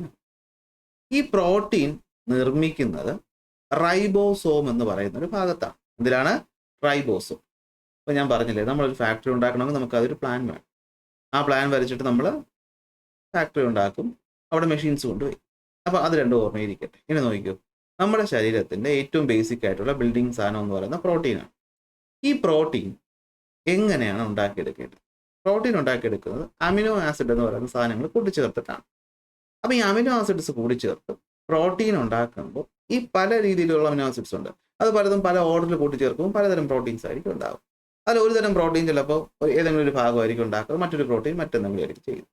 അപ്പോൾ എങ്ങനെ ഈ പ്രോട്ടീൻ ഉണ്ടാകണമെന്നുള്ള കാര്യങ്ങൾ, ഏത് ഓർഡറിൽ ഇതിനെ കൂട്ടിച്ചേർക്കണമെന്നുള്ള കാര്യങ്ങൾ നമ്മൾ എഴുതി വെച്ചിട്ടുണ്ട്. ആ എഴുതി വെച്ചേക്കുന്നത് എവിടെയെന്ന് ചോദിച്ചാൽ ഈ കാണുന്ന DNA-യിലാണ്. അപ്പോൾ പ്രോട്ടീൻസ് ഉണ്ടാക്കാനായിട്ടുള്ള കോഡ് നമ്മൾ എഴുതി വെച്ചേക്കുന്ന എന്തിനകത്താണ്? DNA-യിലാണ്. അതായത് DNA-യുടെ ഒരു നിശ്ചിത ദൂരത്തിനകത്ത് ഒരു പ്രോട്ടീൻ ഉണ്ടാക്കാനുള്ള കോഡ് എഴുതി വെച്ചിട്ടുണ്ടാകും. അടുത്ത ദൂരത്തിനകത്ത് മറ്റൊരു കോഡ് എഴുതി വെച്ചിട്ടുണ്ട്. അടുത്ത ദൂരത്തിനകത്ത് മറ്റൊരു കോഡ് എഴുതി വെച്ചിട്ടുണ്ട്. അങ്ങനെ ഒരു പ്രത്യേക കാര്യം എഴുതി വെച്ചിരിക്കുന്ന സീക്വൻസ് ഓഫ് DNA നമ്മൾ വിളിക്കുന്ന പേരാണ് ജീൻ. ഇതാണ് ജീൻ. ഇത് ഒരു ജീൻ, ഇത് രണ്ടാമത്തെ ജീൻ, ഇത് മൂന്നാമത്തെ ജീൻ എന്ന് നിങ്ങൾ വേണമെങ്കിൽ ഓർത്തു വെച്ചു. അങ്ങനെയുള്ള ഈ DNA നമ്മുടെ എല്ലാവരുടെയും ന്യൂക്ലിയസിനകത്തുണ്ട്. പക്ഷേ ഇത് വലിയ കോഡാണ്. ഈ കോഡ് നമ്മൾ എന്ത് ചെയ്യണം? നമ്മൾ ചുരുക്കി വേണം ഇതിനകത്ത് വയ്ക്കാൻ. നിങ്ങളുടെ വീട്ടിൽ നൂല് വാങ്ങുന്ന ആലോചിച്ച് നോക്കി. നൂലെന്ന് വെച്ചാൽ ഒരുപാട് നീളമുള്ളതാണ്. അത് ആ നീളത്തോടെ എടുത്ത് തന്നാൽ നമുക്ക് കൊണ്ടുനടക്കാൻ പറ്റൂ? ഇല്ല. അപ്പോൾ നമ്മൾ ഇതിനൊരു സംഭവത്തിനകത്ത് ഇങ്ങനെ ചുറ്റി വയ്ക്കും. അതുപോലെ ഈ DNA ചുരുട്ടി വെച്ചേക്കുന്ന ഒരു ഫോമാണ് ക്രോമസോം എന്ന് പറയും. DNA-യുടെ കണ്ടൻസ്ഡ് ഫോമാണ് എന്തെന്ന് പറയുന്നത്? ക്രോമസോം എന്ന് പറയും. അപ്പോൾ നമ്മളുടെ കോഡുകൾ എഴുതി വെച്ചേക്കുന്നത് എവിടെയാണ്? DNA-യിലാണ്. ആ DNA-യുടെ സീക്വൻസിനെ വിളിക്കുന്ന പേര് ജീൻ എന്നാണ്. ജീനുകൾ അല്ലെങ്കിൽ DNA ചുരുട്ടി വെച്ചേക്കുന്ന ഫോമാണ് ക്രോമസോം എന്ന് പറയുന്നത്. ഈ ക്രോമസോം തന്നെയാണ് എന്തെന്ന് പറയുന്നത്? ക്രോമാറ്റിൻ എന്ന് പറയുന്നത്. ഈ ക്രോമസോമുകൾ കൂടിച്ചേർന്നിരിക്കുന്നതാണ് ക്രോമാറ്റിൻ എന്ന് പറയുന്നത്. Chromosome കൂടിച്ചേർന്നിരിക്കുന്നതാണ് chromatin. സെൽ ഡിവിഷന്റെ സമയമാകുമ്പോൾ ഈ കാണുന്ന രൂപത്തിൽ വരും. അല്ലാത്തപ്പോൾ അവൻ ഇങ്ങനെ ഇരിക്കും. അത്രയേ ഉള്ളൂ. സെൽ ഡിവിഷൻ ആവശ്യമുള്ളപ്പോൾ ഇങ്ങനെ ഇരിക്കും, അല്ലാത്തപ്പോൾ ഇങ്ങനെ ഇരിക്കും. കണ്ടോ? ഇതാണ് ക്രോമാറ്റിൻ എന്ന് പറയുന്നത്. ഈ ക്രോമാറ്റിൻ ഇരിക്കുന്നത് എവിടെയാണ്? ന്യൂക്ലിയസിന്റെ കിട്ടിക്കാം. അപ്പോൾ നോക്കിയേ, അപ്പോൾ ന്യൂക്ലിയസ് എന്ന് പറയുന്നത് ഒരു ഡബിൾ ലെയേർഡ് കവറിംഗ് ആണ്. അതിന് ന്യൂക്ലിയർ മെമ്പറൈൻ ഉണ്ട്. അതിനകത്ത് ചെറിയ ചെറിയ പോറുകളുണ്ട്. അതിലൂടെ നമുക്ക് ട്രാൻസ്ഫർ നടക്കും. സൈറ്റോപ്ലാസത്തിലോട്ട് അങ്ങോട്ടും ഇങ്ങോട്ടും ചില RNA ഒക്കെ ട്രാൻസ്ഫർ ചെയ്യാനായിട്ടാണ് ഈ ഹോൾ ഇട്ടേക്കുന്നത്. ഇതുവരെ അകത്തുനിന്ന് പുറത്തോട്ടും പുറത്തുനിന്നകത്തോട്ടൊക്കെ വരും. ഇതിന്റെ സെൻട്രൽ ഭാഗത്തിന്റെ പേരാണ് ന്യൂക്ലിയോലസ്. ഇതിന്റെ സെൻട്രൽ ഭാഗത്തിന്റെ പേരാണ് എന്ത്? ന്യൂക്ലിയോലസ്. അവിടെ ഇരുന്നോട്ടെ. ഇനി ശ്രദ്ധിച്ചോ, ന്യൂക്ലിയസിനകത്ത് എന്തുണ്ട്? ക്രോമസോമുകളുണ്ട്. ഇത് വിസിബിൾ ഷേപ്പിലിരിക്കുമ്പോൾ റോഡ് ഷേപ്പായിട്ട് തോന്നും. അതായത് ഈ ഷേപ്പായിട്ട് തോന്നും. Only when the cell is about to divide. കാരണം ഡിവൈഡ് ചെയ്യുന്ന സമയത്ത് മാത്രമേ ഈ രൂപത്തിൽ ഇരിക്കുകയുള്ളൂ. അല്ലാത്തപ്പോൾ എന്ത് പറ്റും? അല്ലാത്തപ്പോൾ അതിരിക്കുന്നത് ഈ പറയുന്ന ക്രോമാറ്റിൻ രൂപത്തിലായിരിക്കും. നോക്കി, ക്രോമസോമിനകത്ത് എന്തുണ്ട്? Information for inheritance of characters from the parents to the next generation in the form of DNA. അപ്പോൾ അച്ഛൻ്റെ അമ്മയുടെയും DNA കൂടി ചേർന്ന ഒരു ഫോം ആയിരിക്കും ഇത്. ഇതിലൊന്ന് അച്ഛൻ്റെ DNA ആയിരിക്കും, ഒന്ന് അമ്മയുടെ DNA ആയിരിക്കും. അങ്ങനെയല്ലേ കുട്ടി ഉണ്ടാകുന്നത്? അപ്പോൾ ഈ പറയുന്ന അച്ഛൻ്റെ അമ്മയുടെ DNA ചേർന്നിരിക്കുന്ന സംഭവം ഇതിനകത്താണ് പറയുന്നത് നമ്മൾ എങ്ങനെ ഇരിക്കണമെന്നുള്ള കോഡ് എഴുതി വെച്ചേക്കുന്നത്. ആ കോഡ് എഴുതി വെച്ചേക്കുന്നത് എന്തിലാണ്? DNA-യിലാണ്. ഞാൻ കണ്ടോ, DNA full form deoxyribonucleic acid. അപ്പോൾ ന്യൂക്ലിയസിനകത്ത് deoxyribonucleic acid DNA molecule ഉണ്ട്. ഇനി ഈ ക്രോമസോംസ് കമ്പോസ് ചെയ്തിട്ട് DNA എന്ത് ഫോം ചെയ്യും? പ്രോട്ടീൻസ് ഫോം ചെയ്യും. DNA മോളിക്യൂൾസിനകത്ത് അപ്പോൾ എന്തുണ്ട്? ജനറ്റിക് ഇൻഫർമേഷൻസ് ഉണ്ട്. ഇനി അങ്ങനെയുള്ളൊരു DNA-യിൽ ഫങ്ഷണൽ സെഗ്മെന്റിനെ വിളിക്കുന്ന പേരാണ് ജീൻ. അതായത് DNA-യുടെ ഒരു സ്പെസിഫിക് സീക്വൻസിനെ വിളിക്കുന്ന പേരാണ് എന്ത്? ജീൻ എന്ന് പറയുന്നത്. അപ്പോൾ ഒരു നോൺ ഡിവൈഡിങ് സെല്ലാണെങ്കിൽ ഈ DNA എന്ന് പറയുന്നത് ക്രോമസോമിന്റെ രൂപത്തിലായിരിക്കത്തില്ല, ക്രോമാറ്റിഡിന്റെ രൂപത്തിലായിരിക്കും, അല്ലെങ്കിൽ ക്രോമാറ്റിന്റെ രൂപത്തിൽ ഇങ്ങനെ നൂല് പോലെ ആയിരിക്കും ഇരിക്കുന്നത്. അത് ത്രെഡ് ലൈക്ക് സ്ട്രക്ചറായിട്ട് മാറുന്നത് എപ്പോഴാണ്? സെൽ ഡിവിഷൻ നടക്കുന്ന സമയത്താണ്. ഇതാണ് എന്തെന്ന് പറയുന്നത്? ജോലി. അപ്പോൾ പ്രോട്ടീൻ ഉണ്ടാക്കാനുള്ള കോഡ് എഴുതി വെച്ചിരിക്കുന്നത് DNA-ക്ക്. പക്ഷെ ആരാ പ്രോട്ടീൻ ഉണ്ടാക്കുന്നത്? അത് റൈബോസോം. അപ്പോൾ ഈ റൈബോസോം ഉണ്ടാക്കണ്ടേ? അതാരുണ്ടാക്കും? അതാണ് ന്യൂക്ലിയോലസിന്റെ ജോലി. അപ്പോൾ ന്യൂക്ലിയോലസിന്റെ ജോലി എന്താണ്? റൈബോസോം ഉണ്ടാക്കലാണ്. അതായത് nucleolus is the dense round body in the nucleus. ന്യൂക്ലിയസിനകത്ത് കാണുന്ന കട്ടിയുള്ള ഈ ഒരു റൗണ്ട് ബോഡിയെ വിളിക്കുന്ന പേരാണ് ന്യൂക്ലിയോലസ്. ഈ ന്യൂക്ലിയോലസിനകത്താണ് റൈബോസോമൽ സബ് യൂണിറ്റുകൾ ഉണ്ടാകുന്നത്. ഈ സബ് യൂണിറ്റുകൾ എന്ത് ചെയ്യും? ഈ ന്യൂക്ലിയസ് വിട്ട് പുറത്തേക്ക് സൈറ്റോപ്ലാസത്തിലോട്ട് പോയിട്ട് അവിടെ വെച്ച് ഒരു വലിയ റൈബോസോം പാർട്ടിക്കിളും, അതായത് ഇങ്ങനെ ഇരിക്കുന്ന ഒരു ഭാഗവും ഒരു ചെറിയ ഭാഗവും കൂടി ചേരും. ഇത് രണ്ടും കൂടി ചേരുമ്പോഴാണ് റൈബോസോം ഉണ്ടാകുന്നത്. ഈ റൈബോസോമിൽ വെച്ചിട്ടാണ് അമിനോ ആസിഡ്സ് കൂടിച്ചേർന്ന് പ്രോട്ടീനായിട്ട് പുറത്തു പോകുന്നത്. പക്ഷേ ഇത് ന്യൂക്ലിയസിനകത്താണ് നടക്കുന്നത് അല്ല. പക്ഷേ ഈ റൈബോസോം ചെറിയ ചെറിയ പാർട്ടുകളായിട്ട് ഉണ്ടാകും. ആ പാർട്ടുകൾ ഈ പറയുന്ന പോറുകൾ വഴി പുറത്തേക്ക് പോകും. എന്നിട്ട് പുറത്ത് റൈബോസോമായിട്ട് ഇരിക്കും. എന്താ കണ്ടോ, ഈ കുട്ടി കുട്ടി സാധനങ്ങൾ എന്ന് പറയുന്നത് എന്താണ്? റൈബോസോംസ്. ഓക്കെ, അപ്പോൾ പിടിയിട്ട് കാണുമെന്ന് വിശ്വസിക്കുന്നു. കുറേ ഉണ്ട്, എന്നാലും നമുക്ക് എന്ത് ചെയ്യാം, നോക്കാം. ഓക്കെ, ശരി. അപ്പോൾ നോക്കിയോ, പറഞ്ഞ കാര്യങ്ങൾ ഞാൻ ഒന്നുകൂടി പറഞ്ഞു തരട്ടെ. അപ്പോൾ ഓർഗനൽസ് എന്ന് വെച്ചാൽ എന്താണ്? അത് സബ് സെല്ലുലാർ കമ്പോണന്റ് ആണ്. യൂകാരിയോട്ടിക് സെല്ലുകളിൽ ലൈഫ് പ്രോസസ്സ് നടത്തുന്നത് ഈ പറയുന്ന ഓർഗനലുകളാണ്. ഓർഗനൽ പല സാധനങ്ങളും നിർമ്മിക്കും, വേസ്റ്റിനെ റിമൂവ് ചെയ്യും, എനർജി കൊടുക്കും, അങ്ങനെ എല്ലാ ഫങ്ഷൻസും ചെയ്യും, ഒരു ഫാക്ടറി പോലെ. അങ്ങനെയുള്ള 8 ഓർഗനലുകളെ പറ്റി നമുക്ക് പഠിക്കണം. നമ്മളിതിൽ ആദ്യം ഇപ്പോൾ പഠിച്ചത് ന്യൂക്ലിയസിനെ പറ്റിയാണ്. അപ്പോൾ ന്യൂക്ലിയസ് എന്ന് പറഞ്ഞാൽ എന്താണെന്ന് ചോദിച്ചാൽ ഞാൻ പറഞ്ഞു തന്നു. എന്താണ്? എല്ലാ സെല്ലുകളിലും ഒരു ഡബിൾ ലെയേർഡ് കമ്പോണന്റ് ഉണ്ട്. ഈ ഡബിൾ ലെയേർഡ് കമ്പോണന്റിന്റെ പേര് ന്യൂക്ലിയസ്. ഈ ന്യൂക്ലിയസിൽ അവിടെ ഇവിടെയായിട്ട് ഹോളുകളുണ്ട്. അതിന്റെ പേര് ന്യൂക്ലിയർ പോർ. ന്യൂക്ലിയസിനകത്തേക്ക് നോക്കിക്കഴിഞ്ഞാൽ എന്താ ഇവിടെയായിട്ട് ഒരു നൂല് പോലത്തെ സ്ട്രക്ചർ കാണാൻ പറ്റും. ഇതിന്റെ പേരാണ് ക്രോമാറ്റിൻ. എന്താണ്? ക്രോമാറ്റിൻ. അത് കഴിഞ്ഞ് നോക്കുകയാണെങ്കിൽ ഈ നടുവിലായിട്ട് ഒരു കട്ടിയുള്ള ഭാഗം കാണുന്നുണ്ടോ? ഈ കട്ടിയുള്ള ഭാഗത്തിന്റെ പേരാണ് എന്ത്? ന്യൂക്ലിയോലസ്. എന്താണ്? ന്യൂക്ലിയോലസ്. ഇനി എന്താ ന്യൂക്ലിയോലസിന്റെ ജോലി? ന്യൂക്ലിയോലസിന്റെ ജോലി എന്ന് പറയുന്നത് റൈബോസോമിന്റെ പാർട്ടുകളെ ഉൽപ്പാദിപ്പിക്കുക എന്നുള്ളതാണ്. ന്യൂക്ലിയോലസിന്റെ ജോലി റൈബോസോമിന്റെ പാർട്ടുകൾ ഉൽപ്പാദിപ്പിക്കുക എന്നുള്ളതാണ്. എന്നിട്ട് ആ പാർട്ടുകൾ, ചിലപ്പോൾ ഇതൊരു പാർട്ട്, ഇത് മറ്റൊരു പാർട്ട്, അങ്ങനെ കുറേ പാർട്ട് ഉണ്ടാക്കും. ഈ പാർട്ടുകൾ എന്ത് ചെയ്യും? സെല്ലിന്റെ ഈ പോറുകൾ വഴി പുറത്തേക്ക് പോകും. എങ്ങോട്ട് പോകും? സൈറ്റോപ്ലാസത്തിലോട്ട് പോകും. സൈറ്റോപ്ലാസത്തിൽ വെച്ചിട്ട് ഈ വലിയ ഒരെണ്ണവും ഈ ചെറിയ ഒരെണ്ണവും കൂടി ചേരുമ്പോൾ ഈ ഉണ്ടാകുന്ന ആളുടെ പേരാണ് റൈബോസോം. എന്താണ്? റൈബോസോം. മനസ്സിലാക്കണം. ഈ റൈബോസോമിൽ വെച്ചിട്ടാണ് നമ്മുടെ ശരീരം എന്തുണ്ടാക്കുന്നത്? ശരീരത്തിന്റെ ബിൽഡിംഗ് ആയിട്ടുള്ള പ്രോട്ടീനുകൾ നിർമ്മിക്കുന്നത്. പക്ഷേ പ്രോട്ടീൻ നിർമ്മിക്കണമെങ്കിൽ നമുക്കറിയാം അമിനോ ആസിഡുകൾ കൂടിച്ചേർന്നിട്ടാണ് പ്രോട്ടീൻ ഉണ്ടാവുക. ഈ അമിനോ ആസിഡ് എങ്ങനെ കൂട്ടിച്ചേർക്കണമെന്നുള്ള കാര്യം നമ്മളതിലില്ല. പക്ഷെ അത് എഴുതി വെച്ചേക്കുന്നത് എവിടെയാണ്? അത് ഈ ക്രൊമാറ്റിനകത്താണ്. അതായത് ഈ ക്രൊമാറ്റിൻ എന്ന് പറയുന്ന സാധനം നമ്മൾ നോക്കിക്കഴിഞ്ഞാൽ സെല്ല് ഡിവൈഡ് ചെയ്യുന്ന സമയത്ത് അത് ഇങ്ങനെ ഒരു ഫോമിലായിരിക്കും കാണപ്പെടുന്നത്. ഈ ഫോമിനെ വിളിക്കുന്ന പേരാണ് ക്രോമസോം. നമ്മൾ ഈ നൂലുകൾ കെട്ടിവെച്ചിരിക്കും പോലെ. ഈ നൂല് നമ്മൾ അഴിച്ചു കഴിഞ്ഞാൽ നമുക്കൊരു പ്രത്യേക സ്ട്രക്ചർ കിട്ടും. ഒരു ഡബിൾ ഹെലിക്സ് സ്ട്രക്ചർ കിട്ടും. ഇങ്ങനെ ഇരിക്കും. ഇതിനകത്ത് ഇങ്ങനെ ഏണി പോലെ വരകൾ ഉണ്ടാവും. ഈ സ്ട്രക്ചറിന്റെ പേരാണ് എന്ത്? DNA. എന്താണ്? DNA. ഈ DNA-യിലാണ് എഴുതി വെച്ചേക്കുന്നത് ഏത് ഓർഡറിൽ അമിനോ ആസിഡ് ചേർത്ത് പ്രോട്ടീൻ ഉണ്ടാക്കണം. അപ്പൊ ഈ DNA ഒരു DNA അല്ല, ഒരു സെക്ഷനകത്തായിരിക്കും ഒരു പ്രോട്ടീൻ്റെ കാര്യങ്ങൾ ഇങ്ങനെ എഴുതി വെച്ചേക്കുന്നത്. ഈ ഒരു സെക്ഷൻ നമ്മൾ ഒരു ജീൻ എന്ന് വിളിക്കും. ഒരു ജീൻ എന്ന് വിളിക്കും. അപ്പൊ ഇങ്ങനത്തെ ജീനുകൾ കൂടി ചേർന്നുണ്ടാകുന്ന ക്രോമസോം സെൽ ഡിവിഷൻ അല്ലാത്ത സമയത്ത് അത് നൂല് പോലെ കാണും, അല്ലെങ്കിൽ ഇങ്ങനെ കണ്ടൻസ് ചെയ്ത് കാണും എന്നും മനസ്സിലാക്കുക. ഇതാണ് നമ്മുടെ ന്യൂക്ലിയസിന്റെ ജോലി എന്ന് പറയുന്നത്. അപ്പൊ ന്യൂക്ലിയസിന്റെ ജോലി പ്രോട്ടീനുകളെ ഒരു പ്രത്യേക ഓർഡറിൽ നിർമ്മിച്ച് സെല്ലിനെ മൊത്തത്തിൽ ഉണ്ടാക്കി. കാരണം സെല്ലുണ്ടാകുന്നത് മെയിനായിട്ട് പ്രോട്ടീനിൽ നിന്നാണെന്ന് മനസ്സിലാക്കുക. ആ പ്രോട്ടീൻ ഉണ്ടാകുന്ന റൈബോസോമിനെ ഉണ്ടാക്കുന്നതും അതിൻ്റെ ആവശ്യമുള്ള കോഡ് എഴുതി വെച്ചിരിക്കുന്ന DNA ഇരിക്കുന്നതും ഒക്കെ എവിടെയാണ്? ന്യൂക്ലിയസിനകത്ത്. ഇത് യൂകാരിയോട്ടിക്. നേരത്തെ പറഞ്ഞു. പ്രോകാരിയോട്ടിക്കിലേക്ക് പറയുമ്പോഴത്തേക്കും ഇങ്ങനെ ഒരു വെൽ ഡിഫൈൻഡ് ന്യൂക്ലിയസ് ഒന്നും അതിനില്ല. അതിനകത്തൊരു ന്യൂക്ലിയോയിഡ് മാത്രമേ ഉള്ളൂ. അതിനകത്ത് എന്തായിരിക്കും? കോഡ് എഴുതി വെച്ചിട്ടുണ്ട്. ഇത്രയും കോംപ്ലക്സ് അല്ല, അല്ലാതെ സൈറ്റോപ്ലാസത്തിൽ വെച്ച് പ്രോട്ടീൻ നിർമ്മാണം നടക്കും. തെറ്റല്ലേ? കിട്ടിയില്ലേ? അപ്പൊ റൈബോസോം എന്ന് പറഞ്ഞ സാധനം പഠിക്കാൻ എന്തെങ്കിലും ബുദ്ധിമുട്ടുണ്ടോ? ഒരു ബുദ്ധിമുട്ടുള്ളൂ. നമ്മൾ പറയും റൈബോസോം എന്ന് വെച്ചാൽ അത് പ്രോട്ടീൻ ഉണ്ടാക്കുന്ന ഫാക്ടറികളാണ്. ഇത് ടൈനി സ്ട്രക്ചറാണ്. ഇത് സൈറ്റോപ്ലാസത്തിലാണ് കാണുന്നത്. അതെവിടെ പോയിരിക്കും? സൈറ്റോപ്ലാസത്തിൽ എവിടെയെങ്കിലും പോയിരിക്കത്തില്ല, എൻഡോപ്ലാസ്മിക് റെറ്റിക്കുലത്തിൽ പോയിരിക്കും. ഇവിടെയാണ് പ്രോട്ടീൻ നിർമ്മിക്കുന്നത്. 9ാം ക്ലാസ് ലെവലിൽ നിങ്ങൾ ഇത്രയും അറിഞ്ഞാൽ മതി. ഓക്കെ. അപ്പോൾ റൈബോസോം എന്ന് വെച്ച് കഴിഞ്ഞാൽ നിങ്ങൾ ആലോചിച്ചോണം, റൈബോസോം പ്രോട്ടീൻ നിർമ്മിക്കുന്ന കേന്ദ്രങ്ങളാണ്. ഈ പറഞ്ഞ പിക്ചർ നോക്കിയാൽ നിങ്ങൾക്ക് കാണുന്ന ഈ കുട്ടി ഡോട്ടുകളുണ്ടല്ലോ, ഈ കുട്ടി ഡോട്ടുകളെല്ലാം എന്താണ്? റൈബോസോമുകളാണ് കേട്ടോ. എന്താണ്? റൈബോസോമാണ്. അപ്പൊ റൈബോസോം ചെന്നിരിക്കുന്നത് ഈ ഒരു സ്ട്രക്ചർ കാണുന്നുണ്ടോ നിങ്ങൾ? ഈ കാണുന്ന ഇങ്ങനെ ഫ്ലാപ്പായിട്ടിരിക്കുന്ന സ്ട്രക്ചർ, ഇതിന്റെ പേരാണ് എൻഡോപ്ലാസ്മിക് റെറ്റിക്കുലം. അപ്പൊ നമുക്ക് നോക്കിയാലോ എൻഡോപ്ലാസ്മിക് റെറ്റിക്കുലം എന്താണെന്ന്. അപ്പോൾ ന്യൂക്ലിയസ് ആണ് എന്താ? അതിൻ്റെ ഇമ്പോർട്ടൻറ്റ് പോയിന്റുകളെല്ലാം ഞാനിവിടെ കൊടുത്തിട്ടുണ്ട്.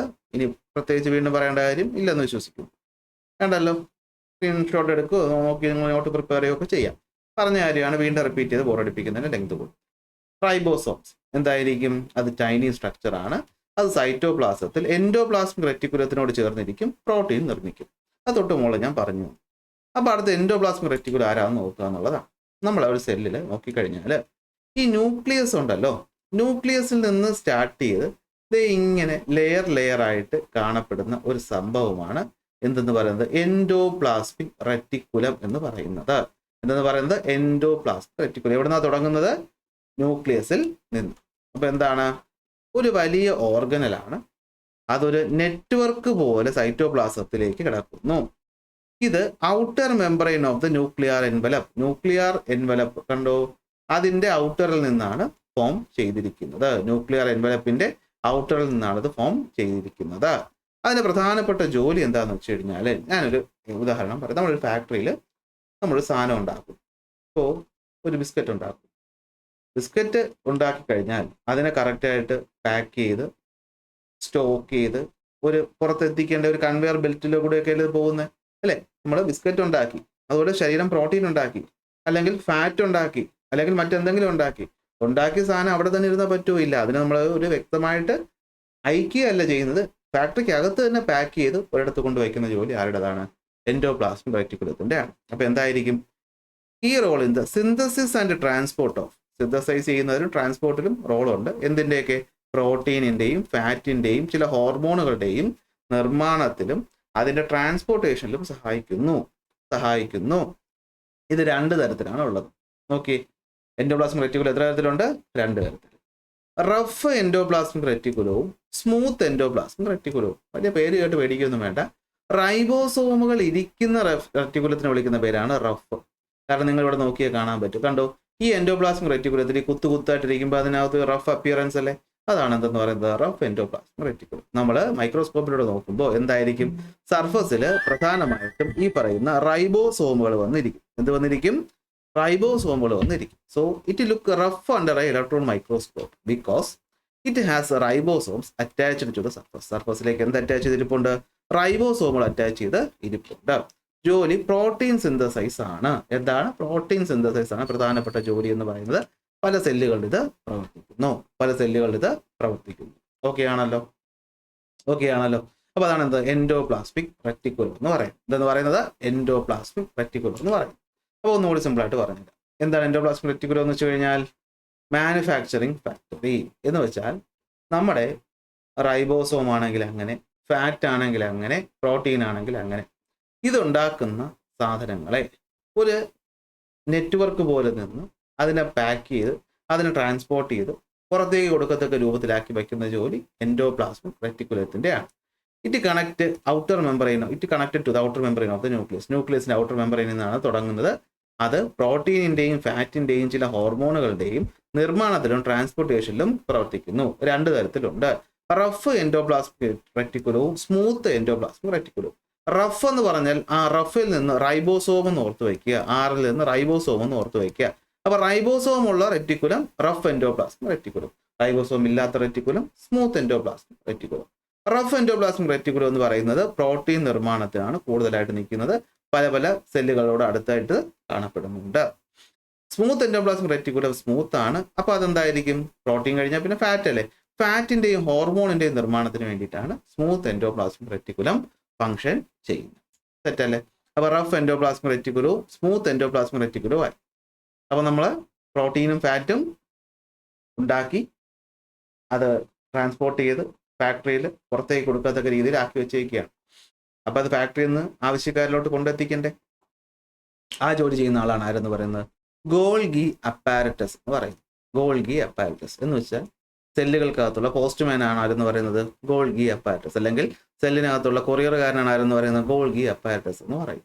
അപ്പൊ എന്താണ് അവന്റെ ജോലി എന്ന് പറഞ്ഞു കഴിഞ്ഞാൽ, അപ്പൊ ഗോൾഗിയുടെ ജോലി, ഇത് കണ്ടുപിടിച്ച ഈ ആളുടെ പേരാണ് കെമീലിയോ ഗോൾഗി. അതുകൊണ്ടാണ് എൻ്റെ പേര് ഗോൾഗി അപ്പാരറ്റസ് എന്ന് ഇട്ടത്. ഓക്കെ, അപ്പൊ എന്താ ഗോൾഗി അപ്പാരറ്റസ്? ഓക്കെ, ആദ്യം കണ്ട് മനസ്സിലാക്കാം. ഇതാ കണ്ടോ, ഈ എൻഡോപ്ലാസ്മിക് റെറ്റിക്കുലം പോലെയൊക്കെ തോന്നിക്കുന്ന ഇതാ ഈ ഒരു സ്ട്രക്ചർ ആണ് എന്തെന്ന് പറയുന്നത്?